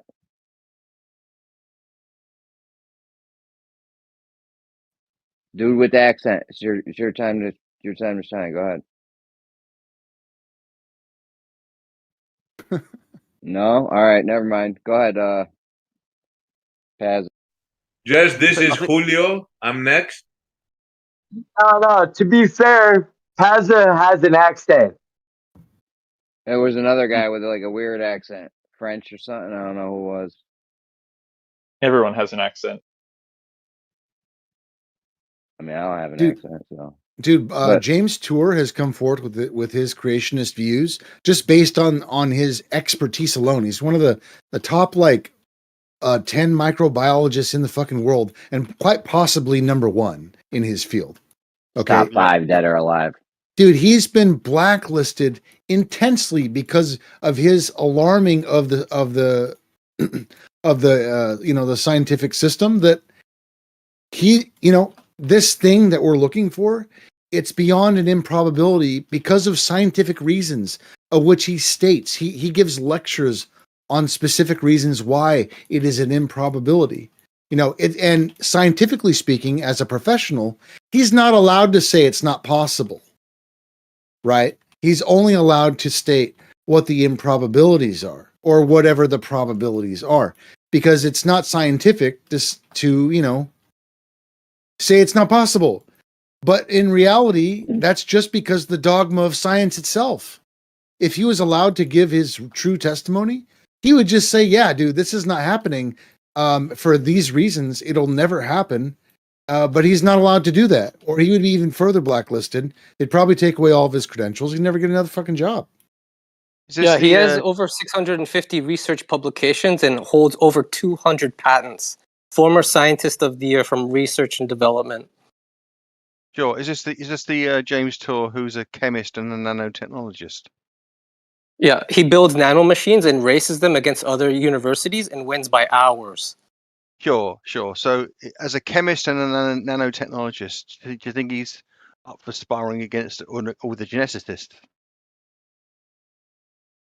He's probably trained enough to study the data and then form an opinion. Sure, I could be wrong. It's just like this is to be fair, Your credential. I mean, you're just bound when you to say that, this stuff, bro. one sec. Pazza, dude, when you say this sort of stuff, like, does he have a biology degree? It's like a license to think. Yeah. No. Does I'm that not guy saying have that. a license to think about these ideas in this field? Like, is he permitted to by that piece of paper? It's a little bit. I don't know. It's on the nose, man. You're licensed. You and I are both licensed to think about any field and subject. His fields actually are organic chemistry, material science, and nanotechnology. So, I would argue that from his position studying organic chemistry, he does have some input into genetics and abiogenetics by virtue of that. It is a bit elitist to ask the How question generous. if you do already kind of know. It's a pure credential, is what it is. Fallacy. Pretty much. I'm not appealing to his credentials. You lot are citing him. I like the license to think. Yeah, I think I'm gonna Greg use said that. he was the Agreed, number we one can all- biologist in the world or something. Is that what you said, Riggs? He's the number one biologist in the world? He works, I said microbiology. I don't know the exact term for his field, but he deals intensely with the smallest amounts of different chemicals in extremely like vulnerable states. And then he has to combine them with insane precision. Like intense precision that sometimes takes days just for one chemical to get in the right position in order to hopefully make a combination with something else in a chain of different chemical events. Like the amount of precision necessary and knowledge therein is actually insane. So I don't know precisely how to, like, my jargon is not up to scuff on how to, explain to you guys. No, but I trust him way more than most people in this room on the matter. That's for sure. Well, his expertise is molecular electronics and nanotechnologies, and obviously if he's at the cutting edge of molecular electronics, he's just that, someone who's dealing with the finite chemical reactions, isn't he?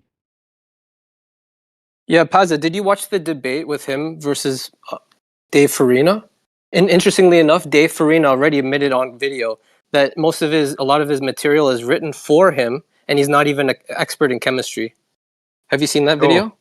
I saw bits of it. Yeah, it was, as far as I was concerned, it was kind of he was roundly scolded for not presenting a position from his own expertise. It was theater.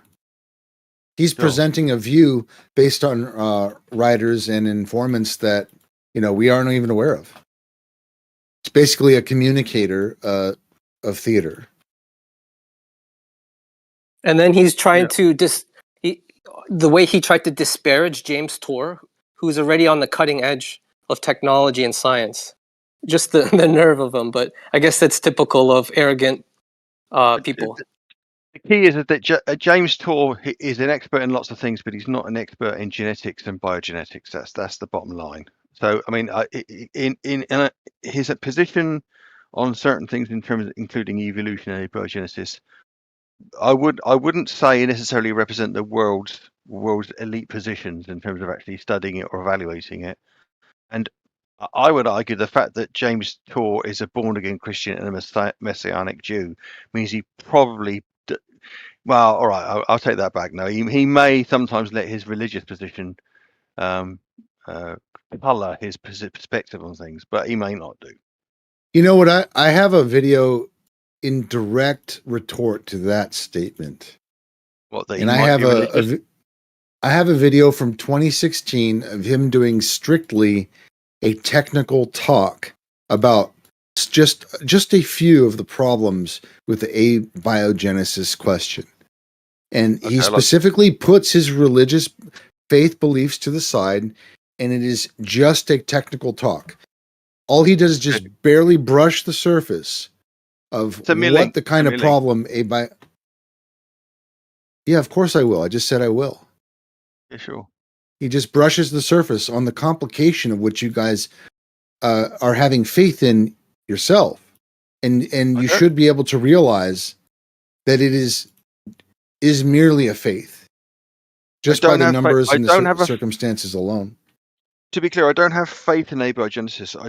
As far as I'm concerned, it's hypothesized from start to finish.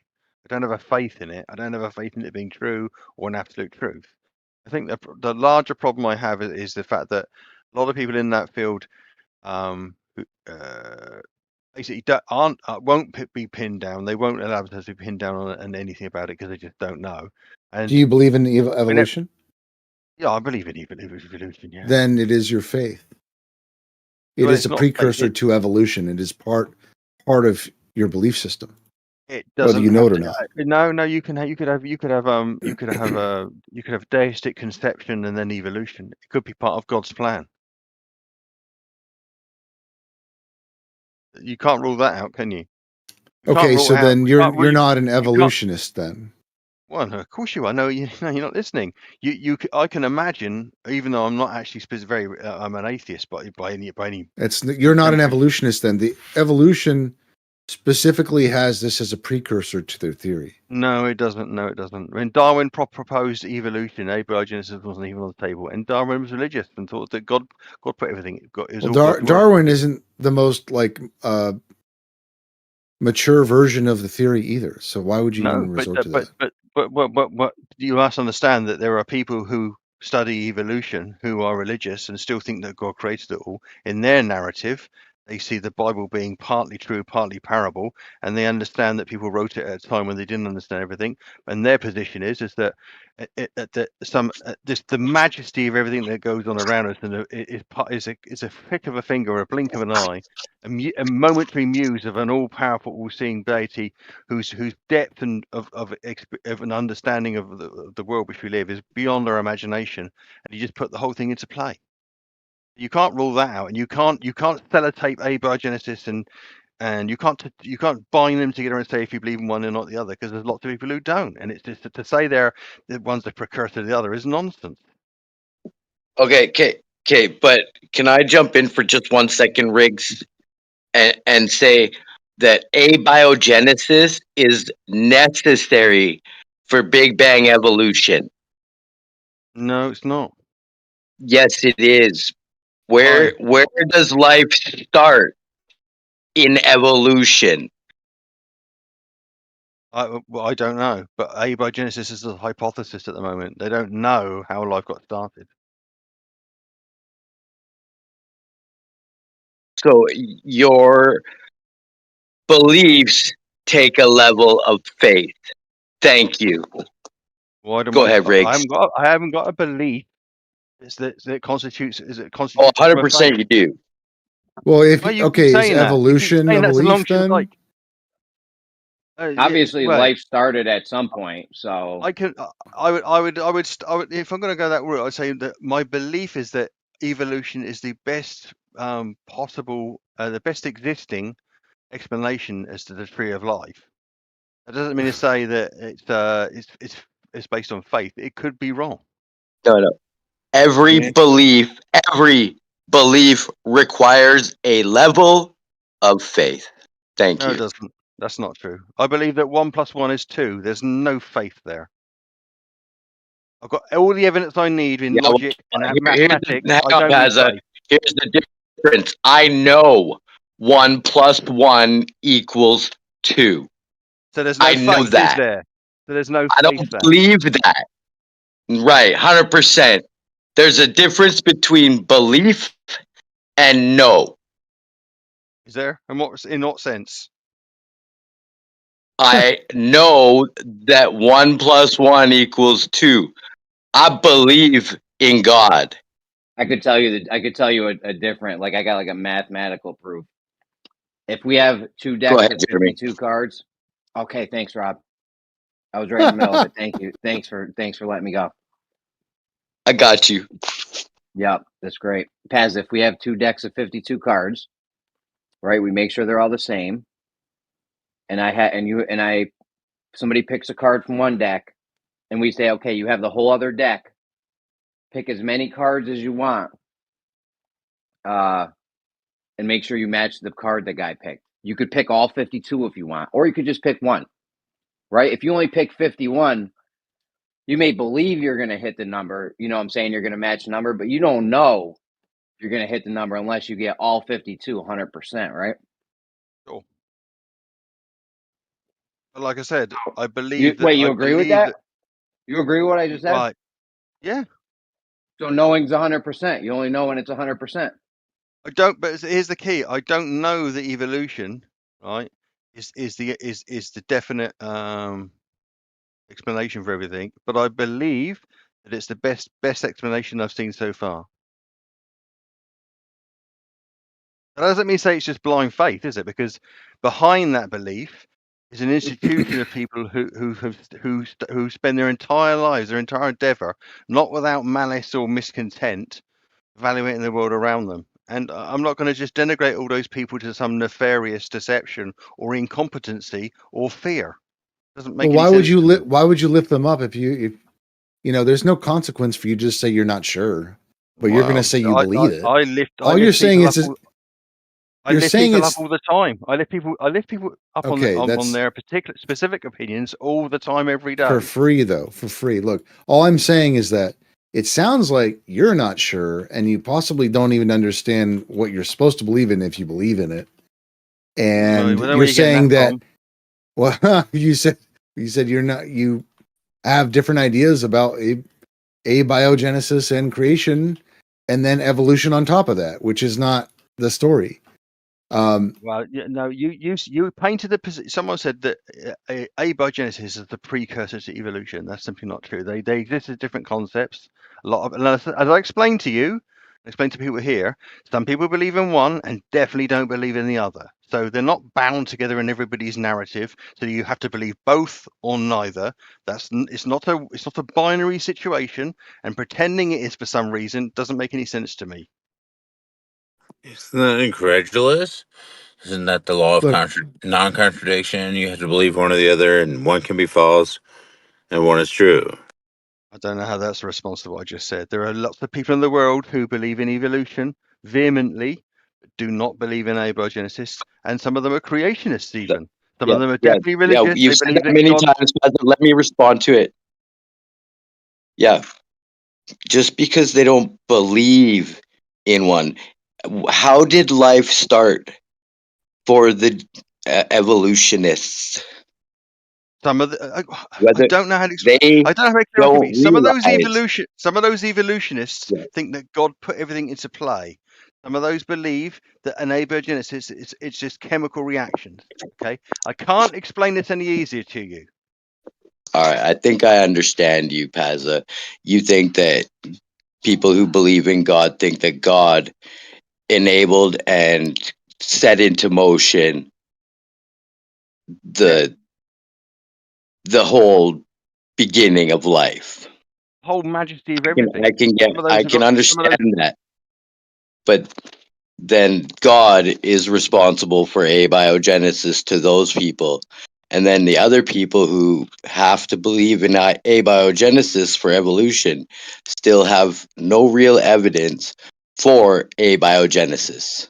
Thank you, That's Pazza. true. No one's got any solid evidence that abiogenesis worked in a particular way, or was the origin of life. It was definitely can be definitely said. Some of them also believe in panspermia, don't they? Because they say even some of them say there's not enough time, not enough scope of chemical reactions, just the probabilities are too high, and they create other avenues of to exploring it where they think life may come from somewhere else.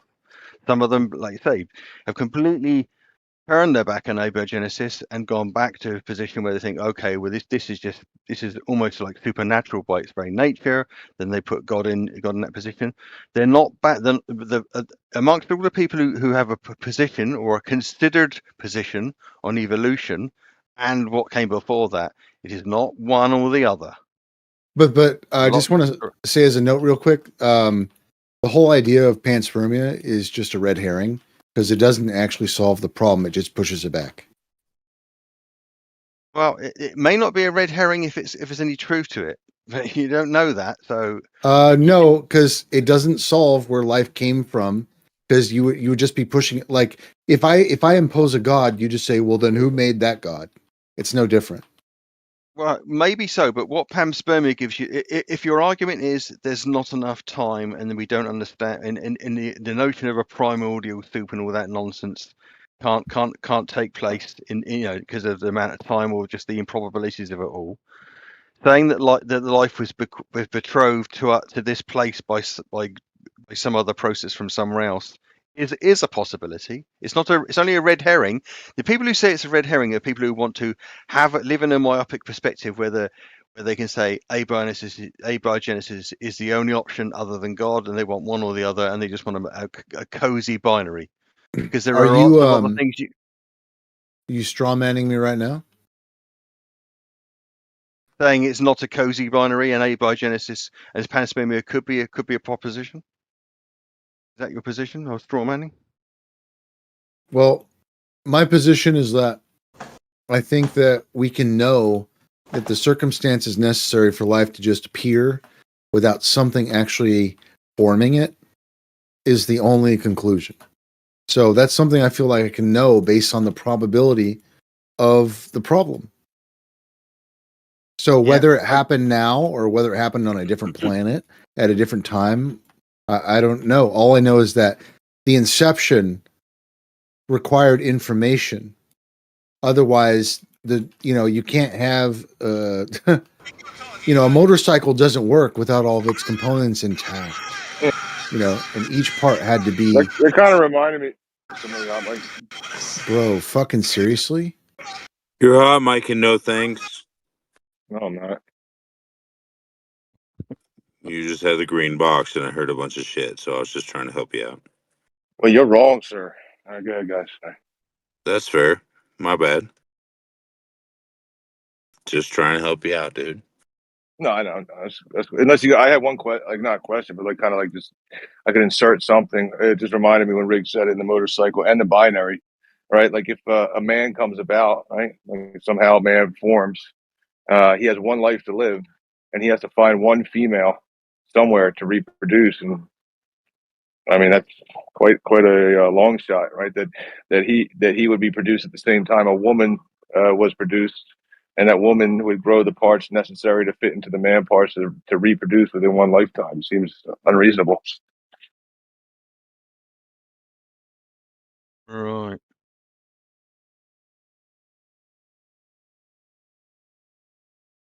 I mean, unless you think. I mean, does it sound reasonable?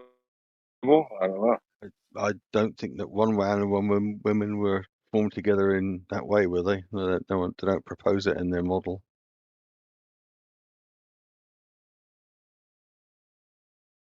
Isn't that Well, kind like of like whenever this first, whatever I mean, first, I don't know, mammal came about, that mammal would have to come in a pair of male and female, wouldn't it? yeah, but say in the evolutionary model, the mammalia isn't just like you don't draw a line in the sand and then you insist that everything gives birth to mammals. That's not how it works. So these notions where you say, oh, on day X, you will have had to be two chickens, and these two chickens then had other chickens, is not what evolution proposes happens, does it? All right. Well, then what's the, I don't. What's the steel man of it then? Like, what's the actual? Well, I mean, like I say, evolution doesn't even if to be perfectly frank, if you don't if you kind of take it what evolution is saying is if there's something that's before a chicken, let's just call it before chicken, and then there's something chicken. There isn't a clear, crisp boundary between the two. So evolution is saying that intergenerationally over a very long time frame, one turns as a species, as a collection of animals. One slowly phases from one to the other. It's a phasing process. The point where you when Yeah, I'm just saying, what was the nuance. what was the proposed reproductive system? Is what I guess that would be good. Yo, yo. Yeah. Oh, all animals, you know, have got different evolutionary path for reproduction, haven't they? Which do line up in their in the tree. I mean, it's not like there was an animal that laid eggs and all of a sudden there wasn't an animal that laid eggs. They So you're arguing spontaneous chicken formation? no, Boom. no, I'm not arguing that First at all. chicken just appeared. Hold on, man. What do you mean? What do you mean? That's exactly how it would have had to play out. One generation laid eggs. Well, And he's then saying you have spontaneous two chickens. hold on, man. One generation they're laying eggs, and then next generation there's no egg. You're a mammal. No, I don't think that's the case. I don't think that's the case they make, is it? You have to have a point where the eggs stop and the other shit starts. There has to be a point where that happens. What do you mean? How else? There's no other way to have that happen. I think You're they've laying got. eggs 1 second, the next second, literally, you go from no eggs to no eggs. I think in their model they have ancestry where the eggs are contained internally, protected inside the animals, aren't they? Yeah. So in one generation, you're laying eggs outside externally, and then you're not. Now that's internal. You go from laying eggs to not laying eggs. It's not one generation though, and the process by which they have egg transitioning to animals that gestate is a slow and progressive one. It has to be one generation though, because Oh, well, fine, hold on, Jeremy. man. Somebody's If you think they think man. I that, wasn't that's even fine. close. I thought you were done. Somebody's roboting. There's craziness. All hell's breaking loose. I don't know who that is. Hold on. You're roboting very badly. Whoever's trying to talk right now. That's Oh, Taylor. it's Taylor. Yeah.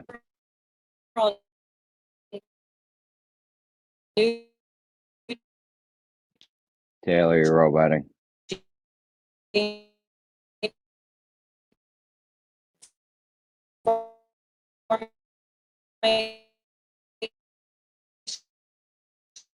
Taylor, I'm just gonna should I toss her in a hot mic room? I think she caught up. It takes a second to catch up. You're good. You're not good, but you stopped roboting, so I think maybe just get to a better spot.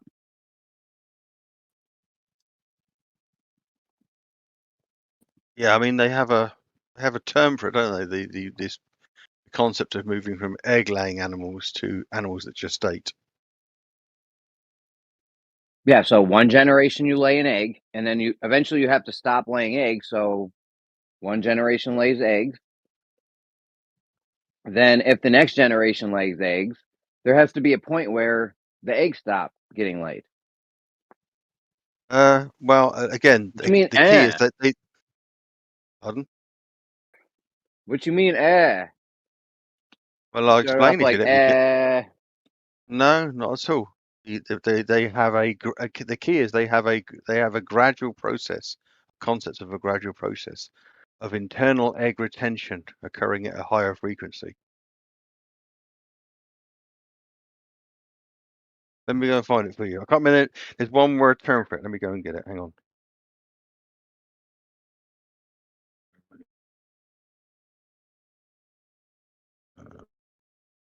Okay. The study of it is called viviparity, viviparity. Yeah, and in it they have the evolution from laying eggs to gestation, also known as viviparity, is thought to have occurred through the gradual process where animals begin retaining eggs inside their bodies for longer periods of time, allowing the embryo to develop for further before hatching, internally leading to live birth.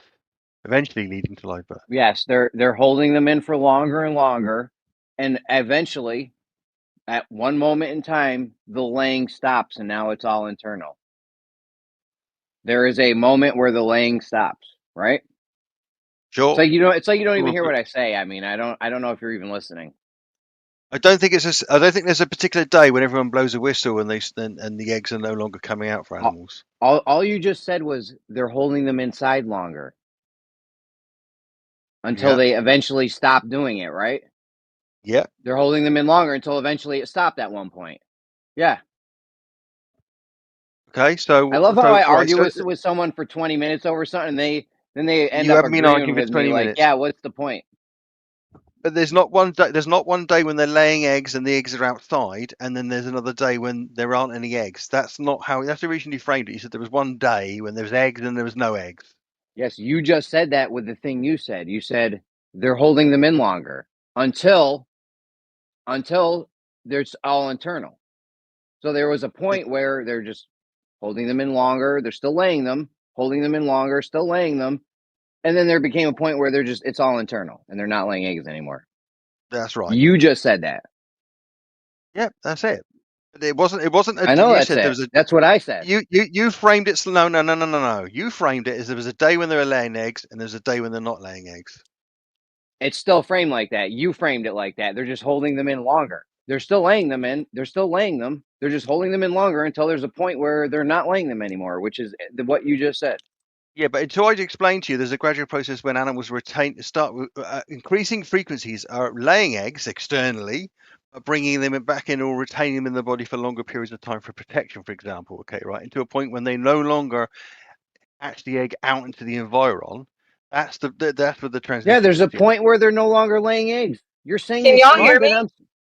So You're we know saying the that same. though, because there are animals that don't. There are animals now that don't Oh, lay eggs when they were before. So what's the point you're making? Yes, ma'am. so now you agree with me, and now it's what's the point? I knew it. Some guy did this to me just yesterday. We argue about something for 5, 10, 20 minutes. They ended up It's a agreeing with vagary me in and saying. what you're asking me. Then Okay, they so end up with where's agreeing. They usually interrupt a so couple where's it times, like going, what's Jeremy? happening right What's now. your point, Jeremy? What's the point you're making though? I always argue with someone for 10, 20 minutes over something. They end up agreeing with me and saying, "What's the point?" It's like, well, I don't know. Why were you fucking Where are you arguing with me going with for this? 10 What's the minutes? problem? How does what you just said is it an issue for viviparity as a concept? Does not form by accident. So we agree there was a point where they just stopped laying eggs, right? Yeah. So Yeah. is that a Oh, problem? okay. Is that a problem? Is that a problem for viviparity as a concept? I don't know. Was it worth arguing over for 20 minutes? Can you just say, "Oh yeah, I was wrong. There is a point where they stopped laying eggs," or we're never gonna You're address not that? going to address you're not going to actually You're address the not meat going on to the bone address here. the thing we were wrong on just now. Well, the way you originally framed it to me, you said to me before I told you about this process, you said so there's a day when they were laying eggs and there's a day when they're not laying eggs. Okay. I still frame it like that, and you agree with it. Well, they're still laying eggs. They're inside for a bit. Now they're laying eggs in embryos inside sacs, and then albumin, sacs inside the animal, like around us. So technically speaking, where's that boundary? There isn't one day for that, is there? So now you don't agree. Oh, for fuck's sakes! I can There's a point where I can they're agree laying with it. you. Listen to me, Pazza. They're laying There's a eggs, point. right? Just hold Yep. on. Just hold on. They're laying eggs. Then they're holding the eggs in longer and longer. They're still laying them. They're just holding them internally longer, right? Right. Then eventually that has to stop. At some point, that has to stop, right? Yeah. So one day they're laying eggs. Next day they're not laying eggs because that has to stop. Okay. Okay, we agree. Yeah. All right. So, yep. So where was it going, Jeremy? I don't know where it was going. We got hung up on this point that you thought I was wrong on, but you now agree with. Ultimately, they get to a point when they're not laying eggs anymore, not in the sense of the egg that was originally laid with the hard shell. They've moved on to something else. So there isn't one day where the eggs stop and then it's no more eggs. There's a gradual process to every aspect of this. It's not gradual. In the gradual process you're explaining, they're still laying eggs. They're just holding them in longer. How do you not get this? They're laying eggs. And then they're holding them inside longer, but they're still laying them. And then eventually there comes a point where they don't lay the eggs anymore and it's all internal. Yep. There's a point when they lay eggs, they can actually take them outside the body. They can put them back in if they want to. We don't know that for certain. But there's a Put them point when back the egg in. no longer has how long the egg. You get to a point somewhere along that process when they can no longer, the egg is changed in its form. You don't have to have a hard shell anymore, and you definitely can't have it outside. Let's supposing I agree with you, and yes, you're right. There's a point when you have to have no longer have eggs outside. Okay, good. I'm glad we agree now. Anyways, I think Taylor was Okay. trying to get in. Yeah, I was But just did gonna you ask have any point in raising that, Jeremy? That's what I was asking you. Pazza, you got me lost in the weeds so much with your disagreeing, then agreeing with the same point that I don't even know what we were talking about before. So let's just let Taylor go because you don't. I don't know.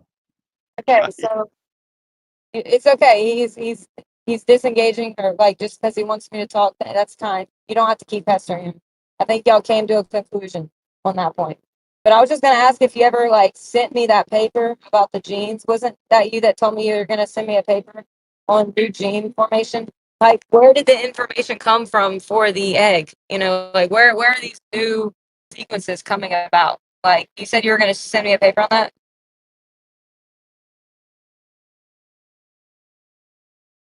Is that true? So who is it? Who is that addressed to? What'd you say? Your Who mic is is that really bad. addressed to? That was a different gentleman that you were speaking with last time, Taylor. That wasn't Pazza.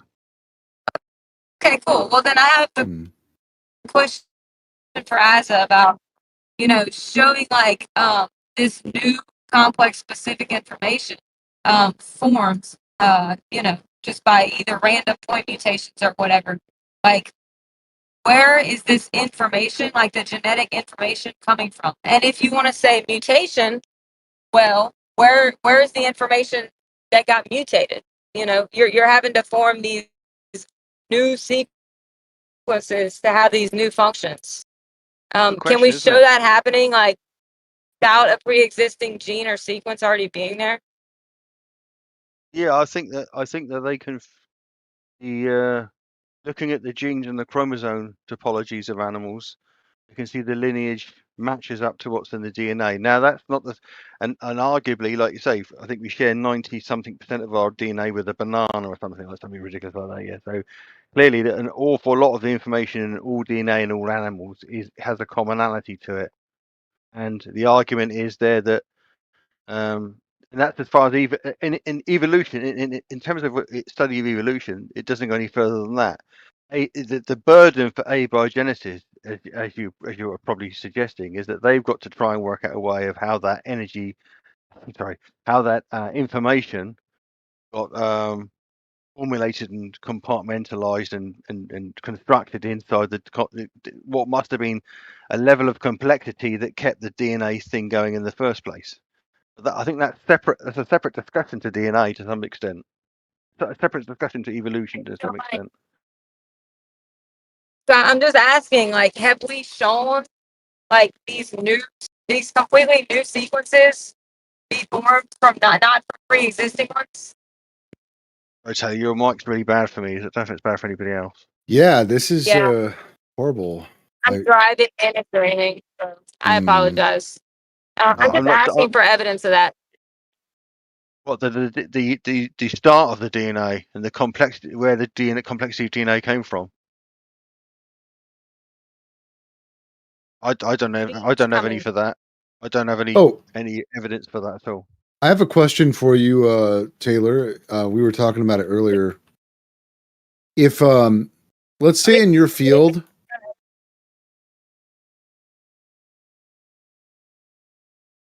I'm maybe just she asking the last guy if he was conceding that there's no evidence, or if he would provide any.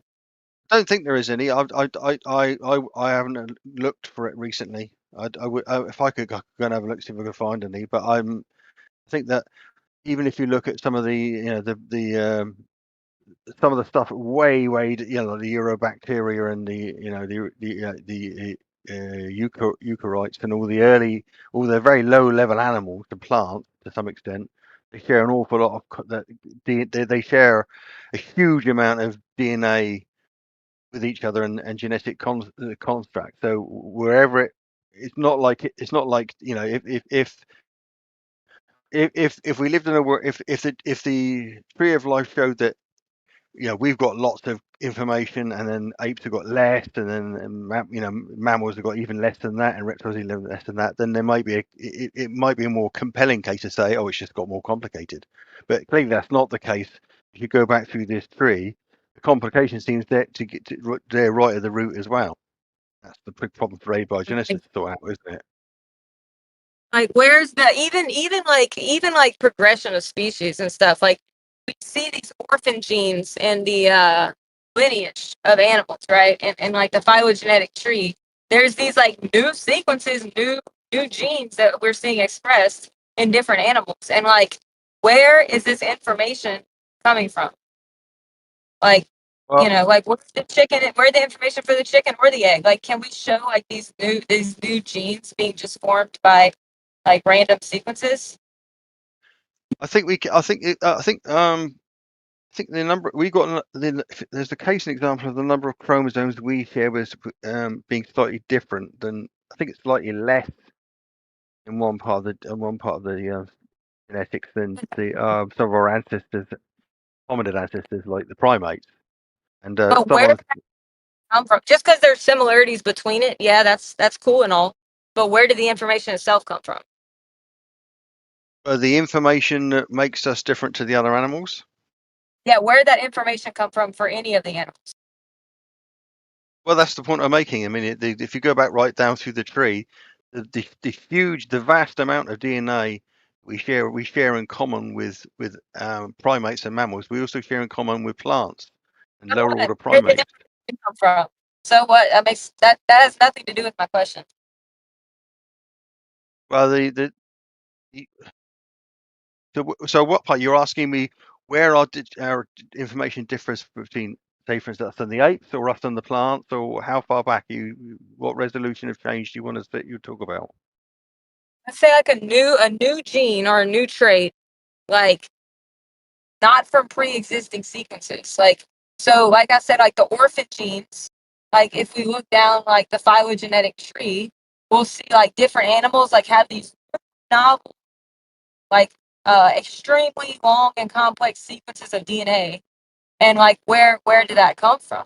Can we show this happening at all? And like, because if it's just like point mutations, like we're talking about entire like sequences and chunks of DNA with information.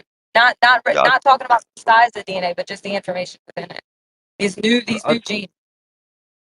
I think they classify in genetic mutations in two forms: as mutations within inside the individual, which usually don't permeate intergenerationally, and those which are changes in allele frequencies, which is like, for example, if a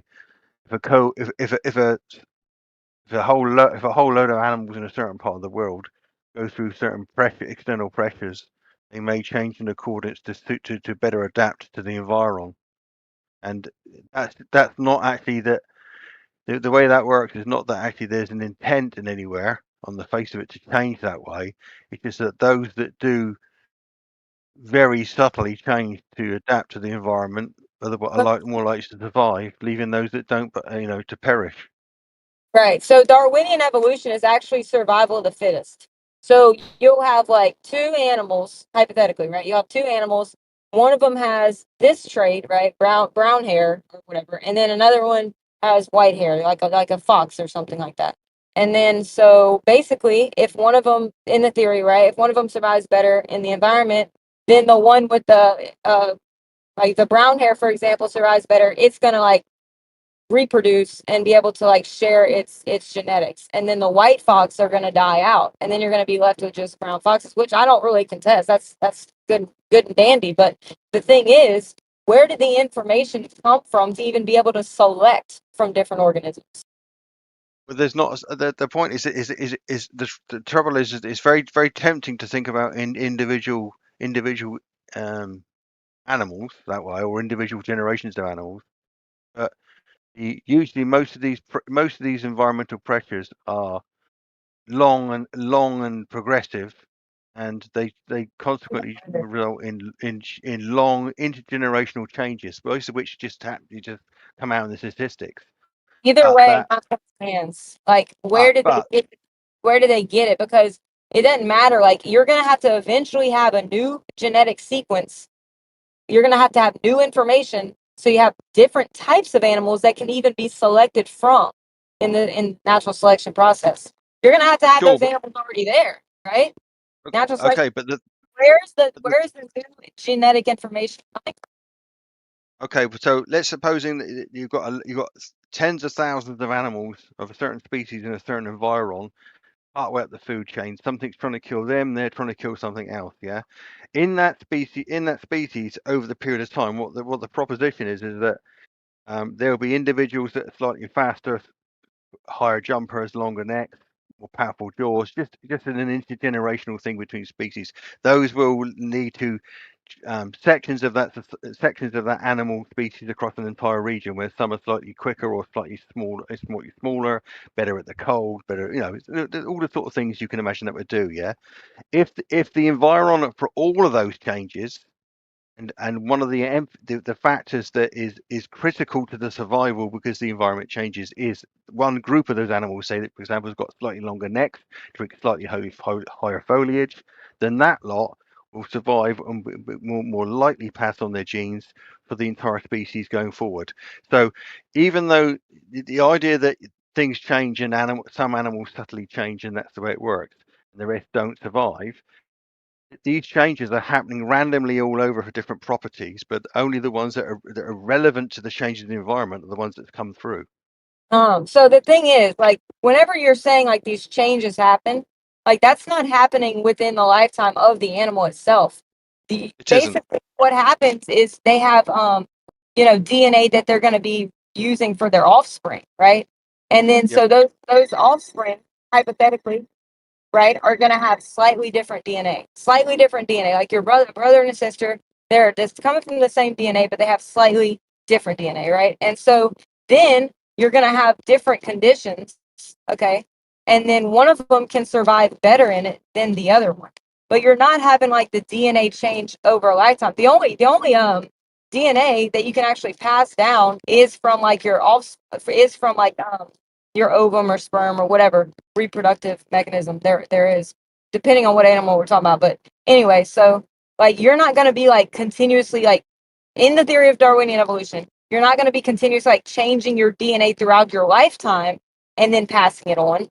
So basically, it's all coming from random mutations, which are usually deleterious, which they admit that. Like usually mutations are bad. If you accidentally switch out one nucleotide for another one, then that's usually bad. But that's essentially what's happening. Is they're saying over time they'll have like a mutation, like in the DNA replication process or just whatever selection between the two parents.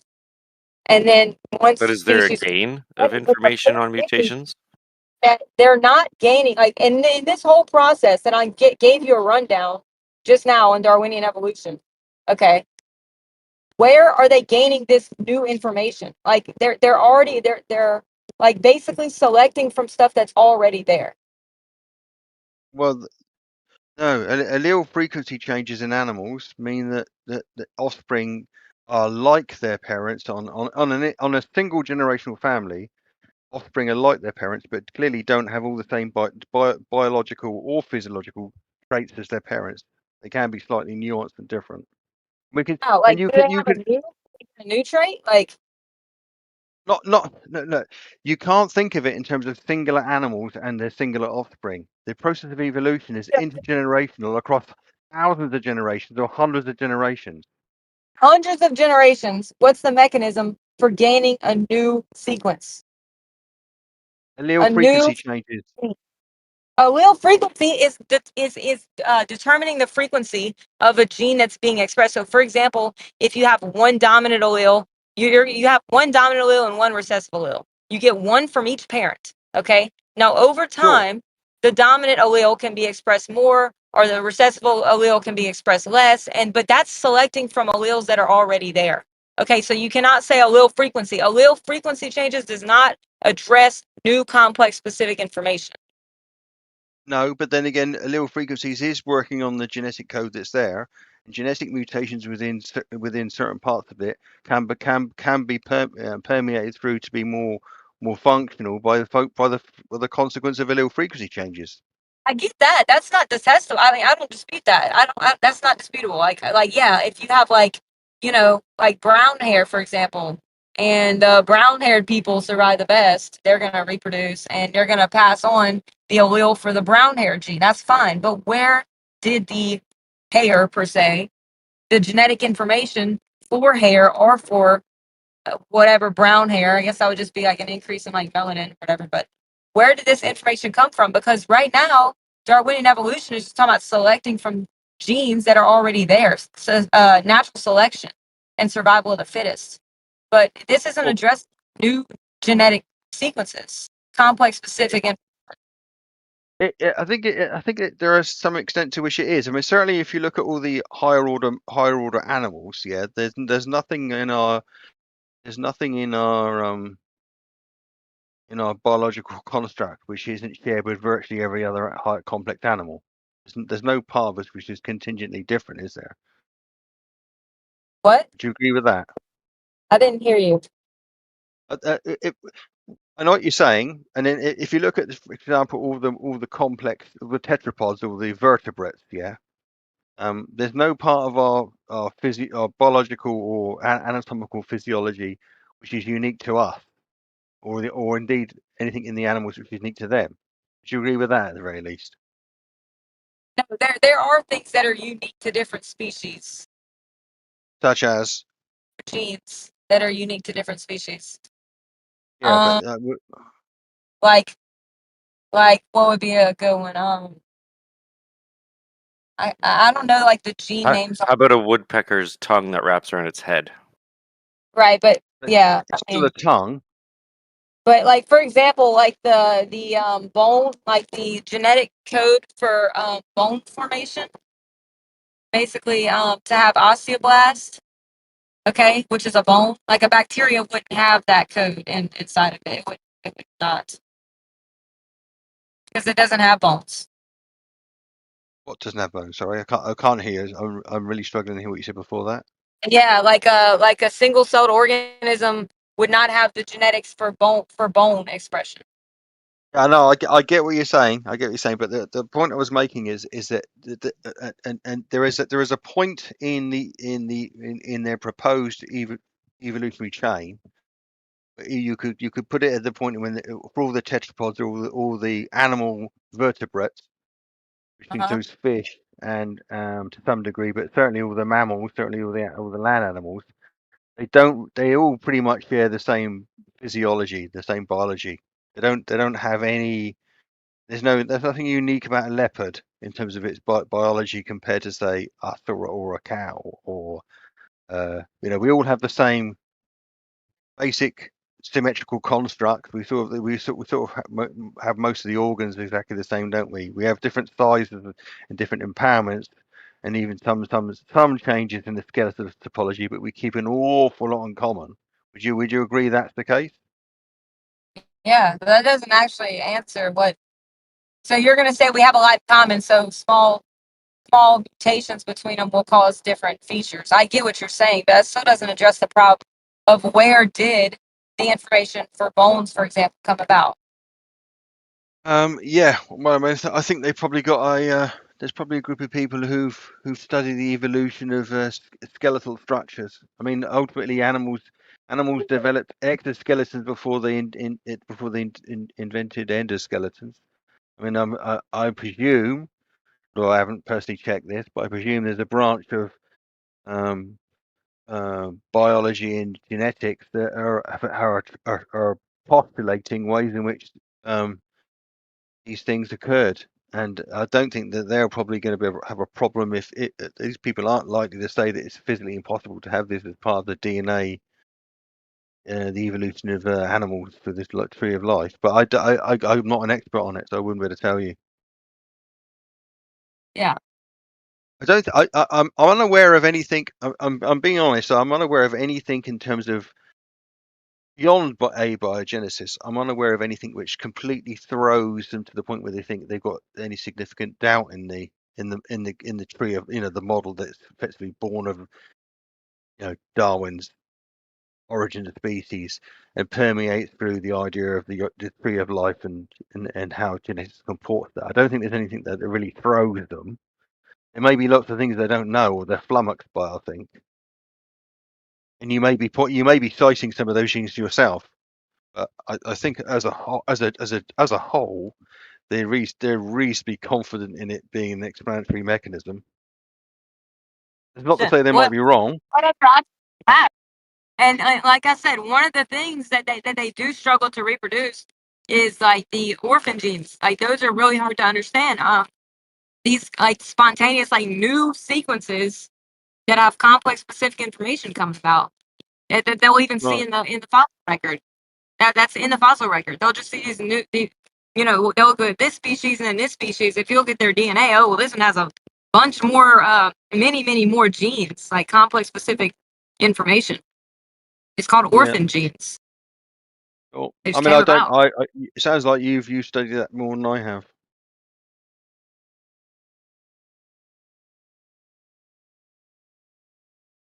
Yeah. But like I say, I'm unaware of anything that completely throws everything, the baby out with the bathwater. Sorry, the bathwater out with the baby, or you know what I mean. I mean, this is a big problem, though. I mean, like, where is the information coming from? You know, if you're talking about mutations, you're mutating already existing information. Most mutations are deleterious, and most mutations, even if they do cause a different function, will actually be turning off genes or turning off functions. Yeah, or wow, yes, turning on or off genes, turning off on and off gene sequences. Because there's an awful lot of Resistant bacteria do that. yeah. I'm pretty sure they tried that study with fruit flies because they have the short lifespan. Yeah, they could enhance function too. They can enhance function, yeah, because there's some degree for a lot of things we're talking about, which are nuanced changes in the metabolism or the physiology of animals. What is it? What there's no larking about with genes in genetics. There's no good, bad, advantage, disadvantageous as such. It just makes long-term changes to these species, which permeates through the environment. I mean, yeah. I mean, just if anybody has an answer to my question, I'd love to hear it. Yeah, I haven't got off the top of my head. I mean, the biggest problem I find with talking to people about evolution, and I don't think you've done it at all. Not, and this isn't a criticism of you, is that it's virtually it's at the point when you look at it, if you're being completely fair to it, that it's almost unfathomably nuanced and protracted in time. It's not something that just when people say things like, "Well, why doesn't when did a duck turn into a crocodile?" This sort of thing. When did a crocodile turn into a duck? You can't do that. You can't be that. You can't be that blunt with it. You can't expect someone to answer a question like that, because if you understand that it takes eons, it takes an enormous amount of time, and an almost an unimaginable amount of time, an appreciable amount of time, and its manifest is very, very progressive and possibly almost indiscernible, to an individual, then if you do that, then you can't really get anywhere with people to say, well, when did this particular butterfly turn from brown to blue? Because it just doesn't work, doesn't fit into that notion, does it? I think what they're trying to ask is like they understand that it's crazy that like a crocodile would birth a duck or whatever you said, and that's understandable, right? That is crazy. But what they're trying to ask is like, where did the information come from? Like, how did this happen, right? Because like you'd have to have a lot of new information for that to happen, and like point mutations of already existing DNA do not make entire new sequences of genetic code. No, You know? and I think I get what you're saying, and I think that because a lot of people realise that if you follow back through the tree and you follow back through the the lower order lower organisms, where even at the point where plants and animals have got a common ancestor, the huge amount of information there which was shared with us, some of which is active, some of which is dormant. That creates Yeah. and a lot of people's minds the notion that all right, this dovetails together to the tree. This evolution does make sense to me, but I can't comfort myself with the notion that this information just manifested itself accidentally. I thought you did a good job of explaining the like when you had like the worm creature that just carried some sort of reproduction within it, was just plopping out more worms. I thought you did a good job of explaining that reproductive process prior to genders or sex or male and female. So that followed just fine. I think that's a lot of people. That's the point. A lot of people's a lot of people's personal perspectives break down. They say, well, where did the information come from? And I say it's a big old bag that A-Biogenesis carries on its back. And that's what a lot of people just won't entertain it. And if and then they'll say, okay, this is where I realise that there's an unfathomability, and I can see that this could be deistic in its nature. I can see this could be supernatural, and I can see this could be almost a divinative mechanism. And they're happy to think that. And as I said a long time ago, you don't have to say to people, oh, Abiogenesis and Darwinism are immutably linked as a concept, so that you see they're both or neither, because that's not. There's lots of people who don't agree with that. I don't know if Abiogenesis as a discipline is never going to get anywhere. I think it's trying to conceptualize something that happened a long time ago, of which we've got no evidence in terms of an environ or a starting background for things to occur. I mean, we can never possibly know to the full extent of this. If it is this notion of the world in which we live, with all its interactions, tides and sunlight and all these things going on, all these chemical interactions everywhere creating it, then it's difficult to say how you can't put that in a lab very easily, can you? You can postulate how certain chemicals might react, or certain lower order organic chemicals can interact with each other, but it doesn't really give you the full playground to work out what went on in any great deal with any reliability. It'll always be hypothetical, I think. Yeah. Like, where did the information come from? And then also, even if you did somehow have information that would somehow be correct to sustain life without any means to an end, like in unconscious chemicals formed like a code. Even if you were to have that, you'd have to have a whole mechanism there to do something with it, because a DNA or an RNA sitting there in and of itself will do nothing. It's a code for it to be carried out. It's like a computer code on a piece of paper won't do anything without a computer. So even if we do address the information problem, you have to, like, a computer code on paper is not going to do nothing. You need a computer to carry it out. Yeah, and And then this is translate systems. Yeah. okay. Thank you, Paza. This is the issue with why I have an issue with evolution. So, from my understanding, let's say you have a 100-step procedure to build, let's say, a rocket ship. Now, you got the procedure, but then you also have the quality control, making sure that the 100 steps have been taken and have been followed. Sometimes within those 100 steps, there's an error. Maybe someone missed something, right? And it still gets through production. That's what I'm saying, like, why I no longer believe evolution, because the errors that usually take place don't involve turning the rocket ship into something completely different. It's only checking for errors. And following the instructions, you can't follow those instructions and then build, let's say, a satellite. Do you know what I mean? Because those instructions aren't there. You're essentially just working with the instructions, and then the error code correcting ensures checks for how many errors were there. And perhaps there's a mutation, but that's just my analogy. Perhaps Taylor, maybe you can correct me if I misspoke. And thank you, everyone.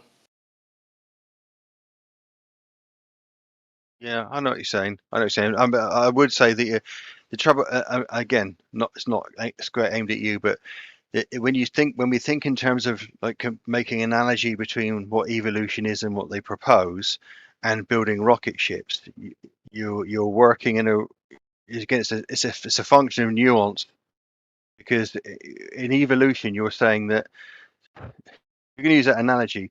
There's say 1.5 million rocket ships being built together, and the intention of if any changes in the way you design them is not going to stop them from being rocket ships. It just means one might be slightly faster than the other one might be better at steering the other one, if you're going to choose this kind of analogy. Yeah, clearly no one's expecting someone to misinterpret the design and come up with like a satellite. So but then if everybody realizes this rocket ship is better than the other ones, it will start. There'll be more of those made than the ones that were crap, so they will be left behind. And that's as far as this analogy goes, because actually, when we think about how we build things and how we evolve things in terms of technologies and mechanics and the things, and even ideas in our head, we understand that those are very, very driven, very, very, very controlled in a very small both cycle frame and also a scope, whereas evolution is really saying something like that. There's a whole continent covered in those species, and in different areas over a huge amount. Again, it comes back to this: a huge amount of time and over many generations, which mean us thinking about it in terms of it being like one generation or even a century or a couple of centuries doesn't really necessarily help us, because it's just literally it's a very gradual thing. So Yeah, it as doesn't much as have I any. just sorry, just to simplify it, it's like, and as much as I disagree, it's like saying you have 1 million failures at making a wing, and the wing keeps failing time and time and time, and yet this animal survives nonetheless. That wing has to fail millions of times for it to be so deformed that it's now an arm. Like the thing is, like the wing, like where did it come from? You know, and like yeah, like you're right about the deformations thing, because things can like degrade over time, like sequences. But at the same time, like gaining the information for that wing would be the question. And then over time, like I mean, it doesn't really help the It- problem. but it's the same process leading up to the wing. It would be, say, a deformed, some other sort of appendage that's deformed itself 1 million times so that now it's a wing. Wouldn't it select out of that if it had deformities and wasn't able to properly use the wing? Like, wouldn't that species die based on the survival of the fittest notion?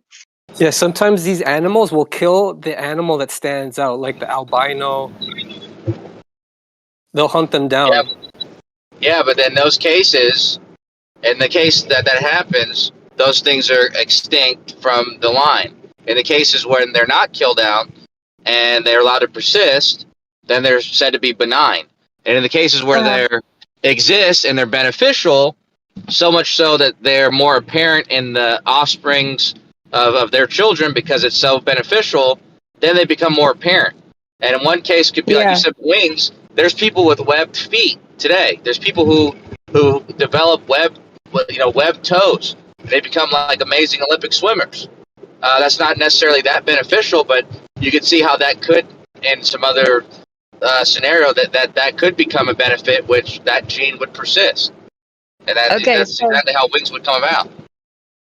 But okay, so like earlier I heard a quote, like, because I was like, how would the DNA know what to do? Like, it does the DNA itself, like and then they were saying basically, Richard Dawkins was saying the DNA just wants to reproduce stuff. Well, DNA doesn't want anything.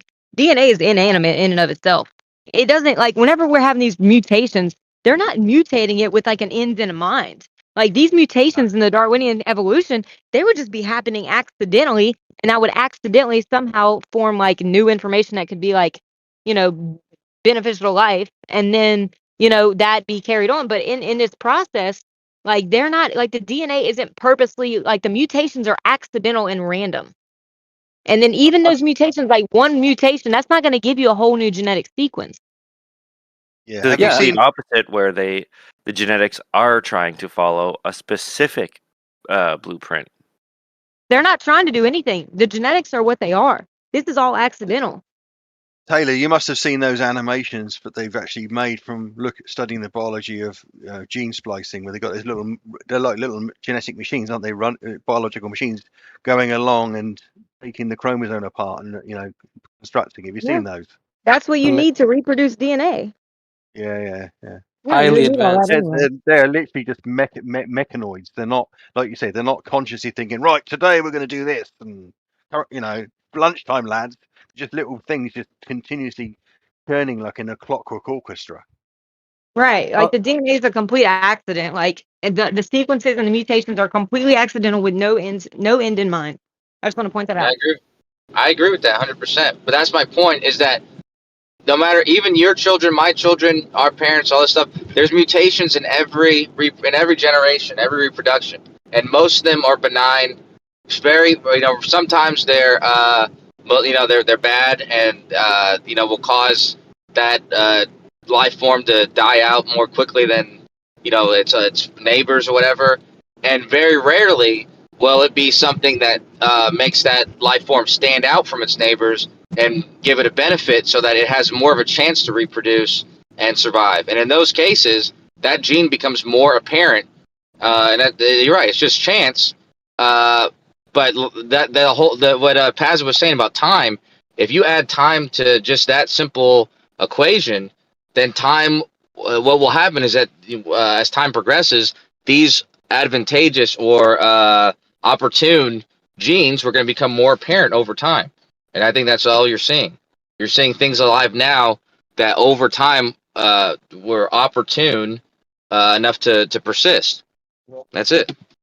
Yeah, when I say blueprint, I meant it in the sense like a white blood cell has its purpose and it follows its purpose. It doesn't go off and do something it's absolutely not supposed to do, like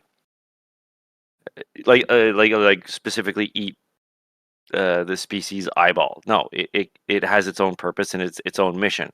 That's what I mean by blueprint. Yeah, I mean, with regards to your question, I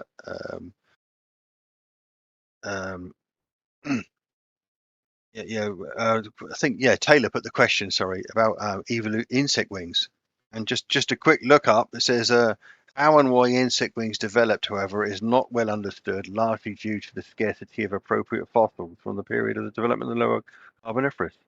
It says there's some theories, there's three main theories, but no one's sticking to one, and it's a vagary. It's a vagary in their understanding.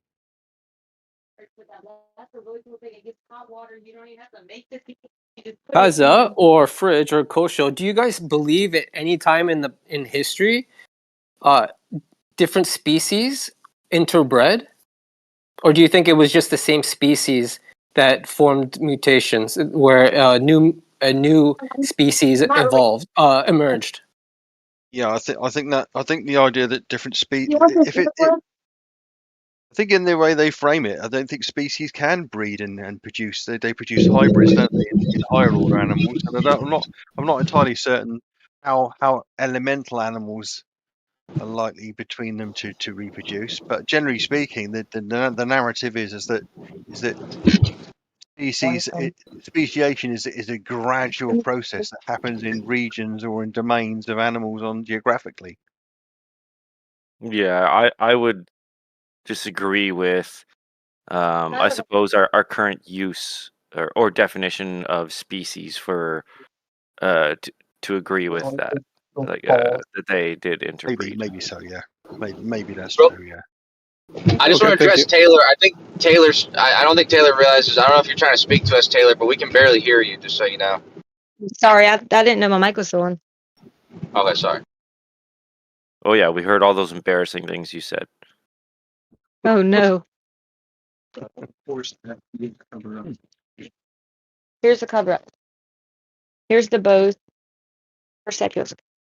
Oh, I'm still hot micing. Seriously, like this is the problem. I'm the problem. Do you guys think you're still evolving? And do you want to evolve into an alien? I don't see any humans coming out with any new features. Yeah, I don't even believe in evolution. I'm just trying to clarify points. I don't necessarily want to use the point this term either, but it would be more so accurate for like to use kinds. Yeah, I agree. And interesting. Thanks, Fridge.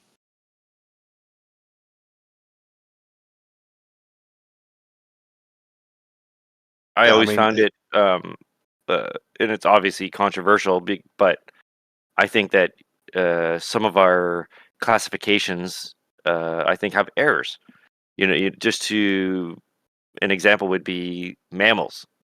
I think the classification of mammal is so broad and twisted, as opposed to the other classifications that warm-blooded and doesn't give birth via eggs. I mean, for a classification to be like that is I find strange, and I would put, say, whales or dolphins in the fish category.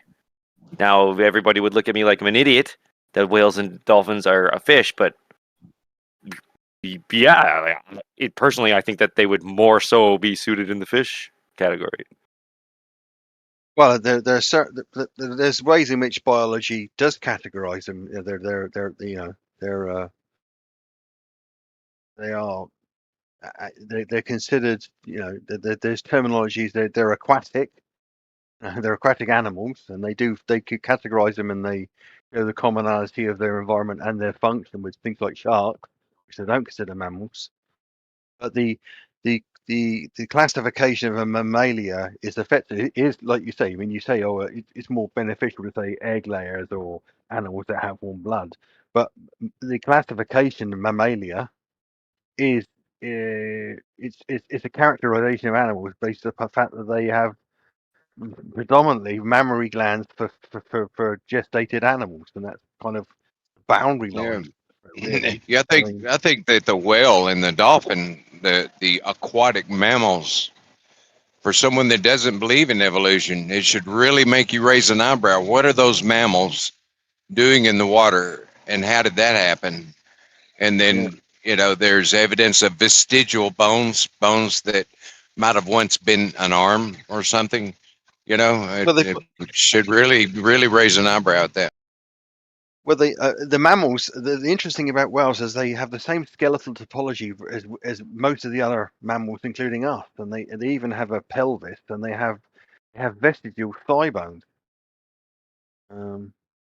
It's you if you don't believe it, you can argue that that's just a function of the creation having a lot of commonality amongst everything, just because it would make sense to do that. There's certainly a compelling symmetry there. They still have lungs, and they still suffocate if they don't come to the surface in time, and that makes them very, very biologically distinct from things like sharks, obviously, and other fish. Well, sure, then let's put them in the monkey category. Yeah. Paza, thinking of water, do you think life emerged out of the water and went onto the land? Almost certainly the case, because if you're going to have a mechanism for getting all kinds of chemicals all interacting, it would make sense for it to occur in the water, I think. Okay, and then they left the water. Did they have lungs when they left the water? I think that animals. I think there's lots of theories about the evolution of modifications to gills that allowed animals. There are lots of animals that have gills that can come on the land even now, like mudskippers and things, and they can survive. And lungfish, they can breathe air for certain. They're not necessarily natural there, and they can't live there permanently. There's potential. There's the potential for things to be in an intermediate stage where they can breathe in air and water, I think. Okay, so they probably went to the land, and then because they didn't have the tools to thrive on the land, they had to go back into the water, maybe, and then they kept going back to the land. I think there are animals now that that are potentially aquatic and they have gills, but they are actually able to survive in air, or they're actually say it's dried mud for a period of time, and they can skip across mud flats and wait for the tide to arrive again. Yeah, for me, those are living examples of intermediate species. For me, it is anyway. It's certainly intermediate function. I mean, they might not. Their species in and of themselves are as far removed from the ancestors we're talking about as we are in that sense. The animals that we're talking about. If you surmise what they say in this model, they're long gone, they're long extinct. But we're all it's the consequences of that, or at least animals are the animals that followed on generationally from them. Yeah, but just because there's a strange oddity, like say a frog can survive, for say 6 months frozen, doesn't mean it's similar to a penguin. No, that's true. But then again, I think that I say, I mean, I think that if all of this as it pans out is as it says it is, I don't think there's any doubt, certainly in my mind, that things started in the sea, came out to the land, and then took to the air there afterwards.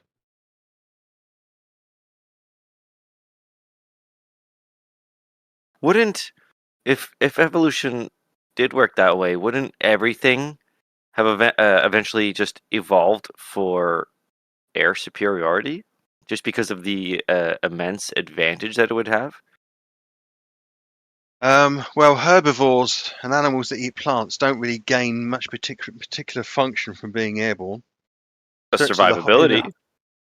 Well, yeah, but I mean, if you think about it, a lot of it depends where you are in the world. If your survivability means surviving predators, the predators around you, and you develop mechanisms for for building up mass, then you end up like being some of the ruminants like rhinos and hippos. They're very well equipped at surviving intermediate food supplies and the carnivores around them.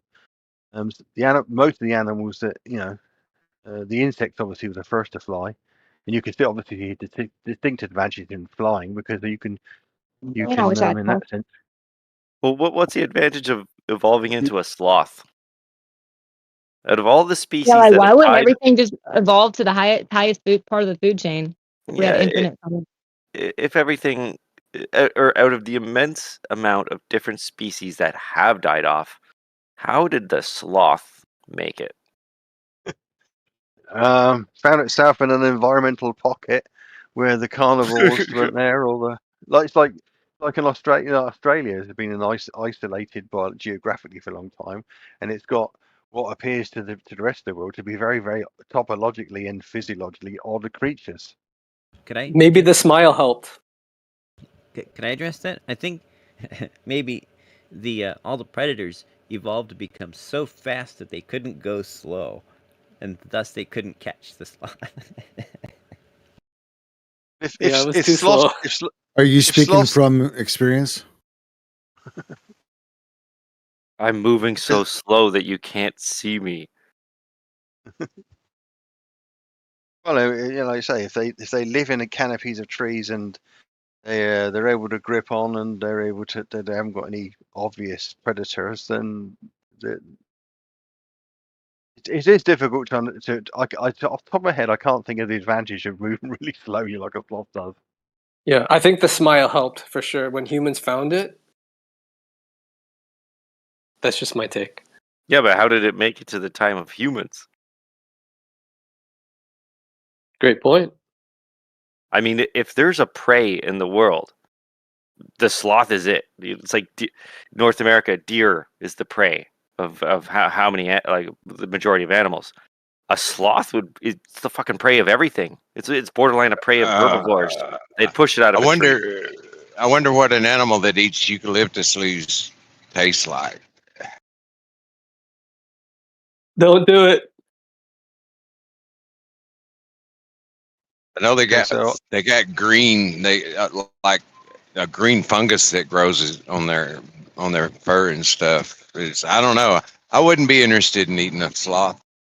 But I think even certain monkeys will eat specific insects or lick certain toads just to get a buzz. So I'm sure there must be other animals that would eat a sloth to get their high. Yeah, and interesting that. Oh, go ahead, Leftley. No, it was just a quick comment. Okay, thank you. I was just going to say, interestingly enough, they had all the nice food waiting for them when they left the water. What's that? The animals? Yeah, the fish or whatever aquatic creature it was that decided. Yeah, because think of it like a whale, right? When you see a whale jump, and I'm sure it's like blown away when it sees what the heck is on the other side of this water. So I'm sure some creatures try to leave, and many do. But yeah, so potentially the aquatic creatures, they left the water but had to go back because of the lack of lungs, and then probably mated, right? And then their offspring probably continued their efforts onto the land. Yeah, don't And then forget they all the flora, all the fauna would have been there. You know, because algae and lichens and lower order plant life. You know, Well, were as far as that, sorry, keep going.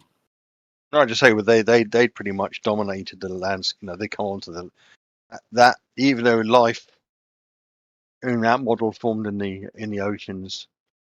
You know, long time before the first animals crawled out. The lower order bacterias and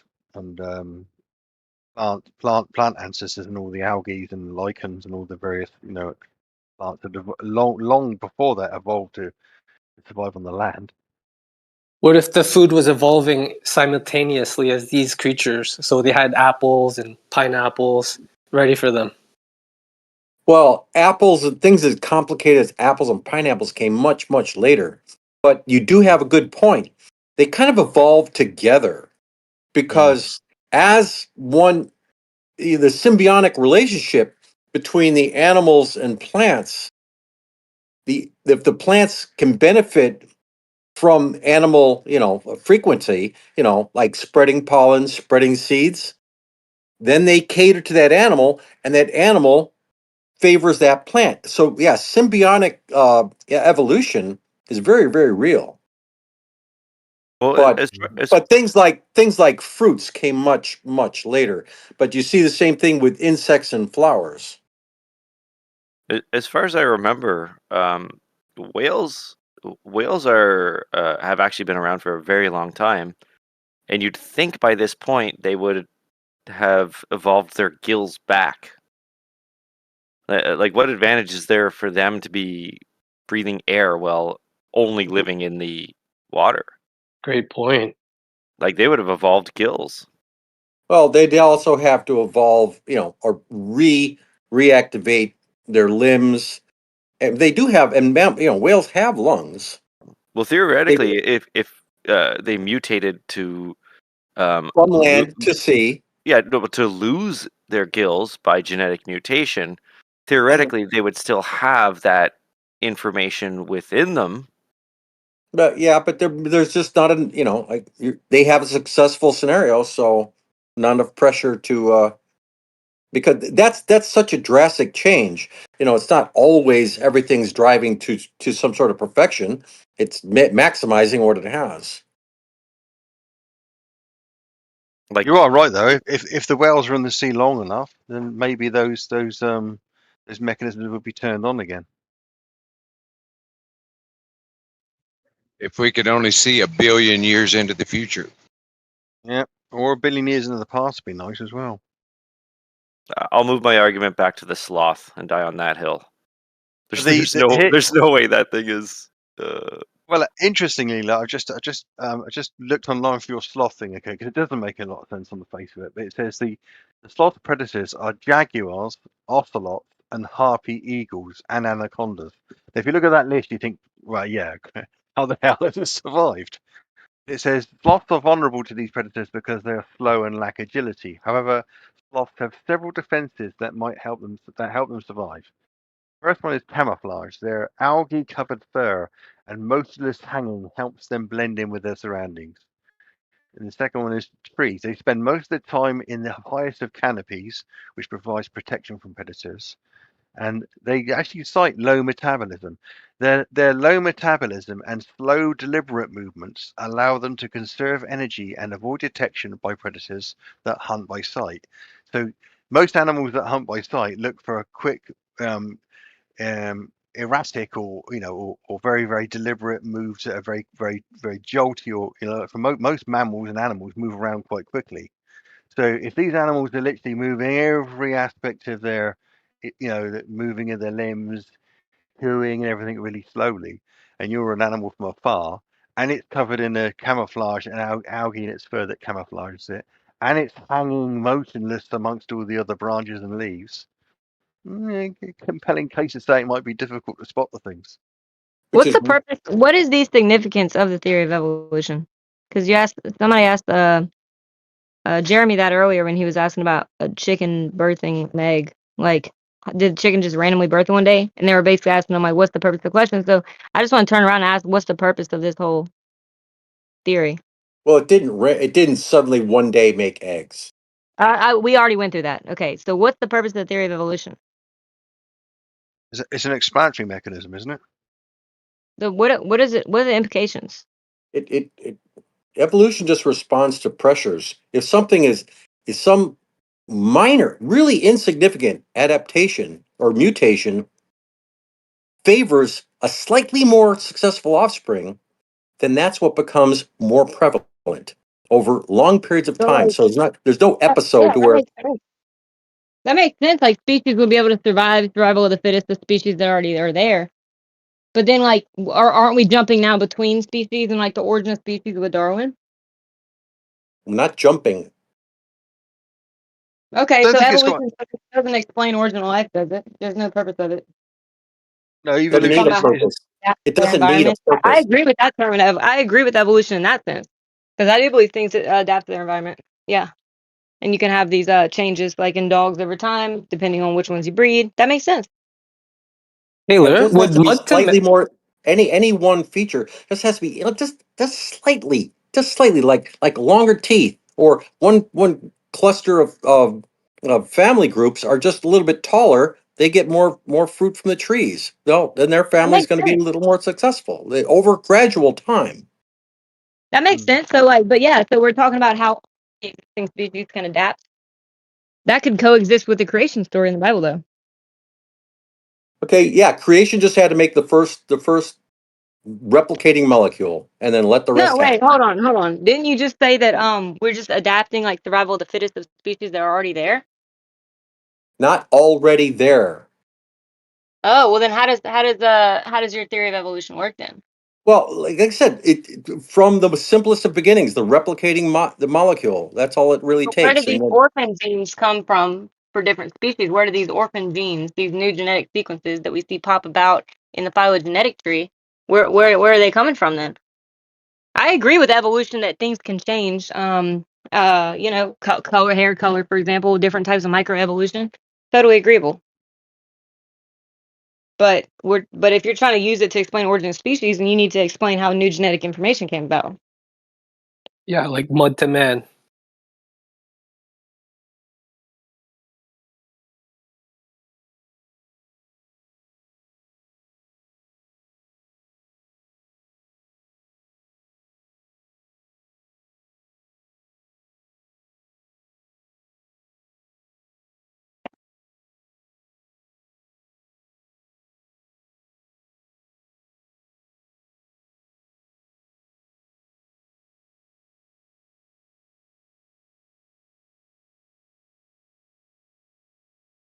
But that was a great question, Taylor. Some people also like to debate, are there any dangers to believing in evolution? Like you mentioned, what are the implications? Yeah, all right. The implications are that. What are the implications? Yeah, there could be two. Well, there could be many interpretations examining the evidence. Probably the two most popular are there is a creator, and then others will say, it's just natural, spontaneous through natural sciences or whatnot, natural causes. So the implications, you can just go from there. Like, for instance, if there is no creator, then there are no standard rules. So we must make our own standard rules. Versus, there's a creator. Does he have standard rules? And then you can go from there. Some people say no, he doesn't have rules, and some people say there are rules. So when did creations start and stop? So it may have stopped just at the replicating molecule and let the rest happen. Well, then you need to explain orphan genes. Orphan genes? Yeah. I don't know. Taylor, I think you're blending. You're trying to blend No. the origin of species with the evolution argument, and I think that's so muddy. I don't know if you'd ever get through that. You don't think origin of species is blended with evolution naturally?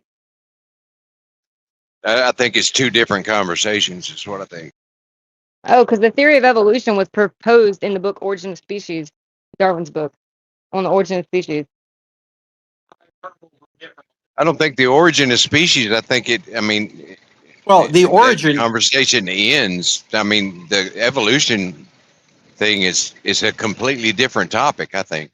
and the origin of species is not the origin of a species is not a given day or a given event. Yeah, but it would be given genetic sequences. From previous generations that are only slightly different. Okay, so even if you extrapolate that even further, based on the theory of evolution, would that not lead one to believe that it's not, say, the creation of the universe via God, but it would be more so closest to the Big Bang? I don't think. Look, as I said earlier on, there are plenty of people, even geneticists and biologists, who are very very religious and believe that God created it, and wherever they, some of them even study some of them believe, for example, a biblical narrative, you know, verbatim, and think that their work, it doesn't marry up with their faith, but they pursue it anyway because it's part of their job. Some of them have a different position where they're perfectly happy from a point of view of their religion and a spirituality to observe the world as an unfolding, complex, beautiful machinery put in place by something, with their God rather than A-Biogenesis. The trouble is that a lot of people tend to think that there's an intent to bolt across the board across everybody who evaluates this: evolution, abiogenesis, Big Bang, into one big nefarious clump, trying to battle against religion. And I don't think that's necessarily the case. Do you think it could be a useful tool to control the population? Because now, if you take away there even possibility of a creator, because now you're claiming science, saying no, we evolved. Now they no longer have that opportunity to call on a creator for their God-given rights. Now they can be under slavery by the state. Do you see how that could be dangerous? How is that slavery to? I mean, I think that's Okay, completely because I'll tell you backwards why. from my idea. The part that's the control is the religion that tells you have to act a certain way or you're going to burn in hell. Doesn't That's your the government tell you control. the same thing, except for you go to jail, and you're okay with that? Well, look at it this way: in the Civil War, the South thought that slavery was a God-given right. So look what God gave us. God gave us slavery. God, according to them. So Well, yeah, yeah. the existence of a God gives us slavery. But remember, if you look up at the definition of slavery, just like other words, they have multiple meanings in ranking of priority or relevance. So, Okay, yeah, the slavery in the U.S. in the 19th century. I'll go with that definition: 17th and 18th century. Before we go on there, what are you saying about the idea that if evolution is absorbed as the truth, does it mean that everything about, for example, Christianity falls by the wayside? Well, a lot of people um, uh, can still hold a position for evolution and for the Bible, because a lot of people, of course, will look at things like the New Testament and the teachings of Christ as the way to guide their lives, and they sometimes, quite a lot of them, see some of the Older Testament stuff, which is clearly written but it's of a different authorship and of a different lineage of almost a philosophical position, as potentially more parable than actual literal. no, it's definitely literal, and we can get into that. But to your question, think of it like this. let's say you had a belief that was based, you had solid foundation to hold that belief, and then someone came along and then gave you a complete 180 that was more, that had more evidential power to you, that made you switch because it was like a complete 180. Essentially, that's what science has been doing. So if you're trying to argue for evolution, you can do that, but it's going to be contrary to the logic and order of the Bible. So I believe it was done on Contrary that. to evidence. It was To done on that reproducible evidence. purposely. But a lot, Oh, go ahead, Taylor. And it's also contrary to science and the scientific method and anything that we can reproduce and Oh, that's verify. true. Yeah, that's the icing on the cake.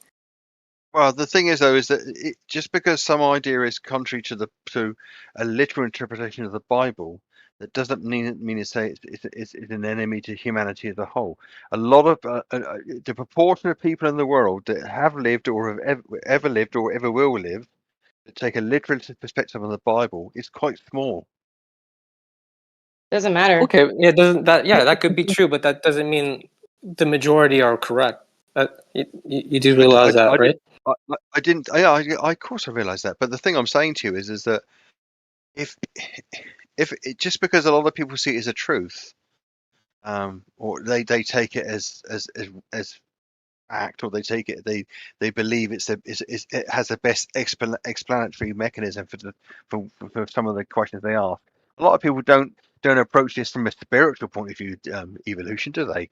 They go in the world and a lot of people go about their everyday lives, and if they don't have a position, imbued upon them about things that happened a long time ago through religion, they have this casual. A lot of people have a casual relationship with either the ideas in the Bible or the thing. They don't think that them not believing them is a problem, and they also understand that the vast majority of people don't believe what's in the Bible.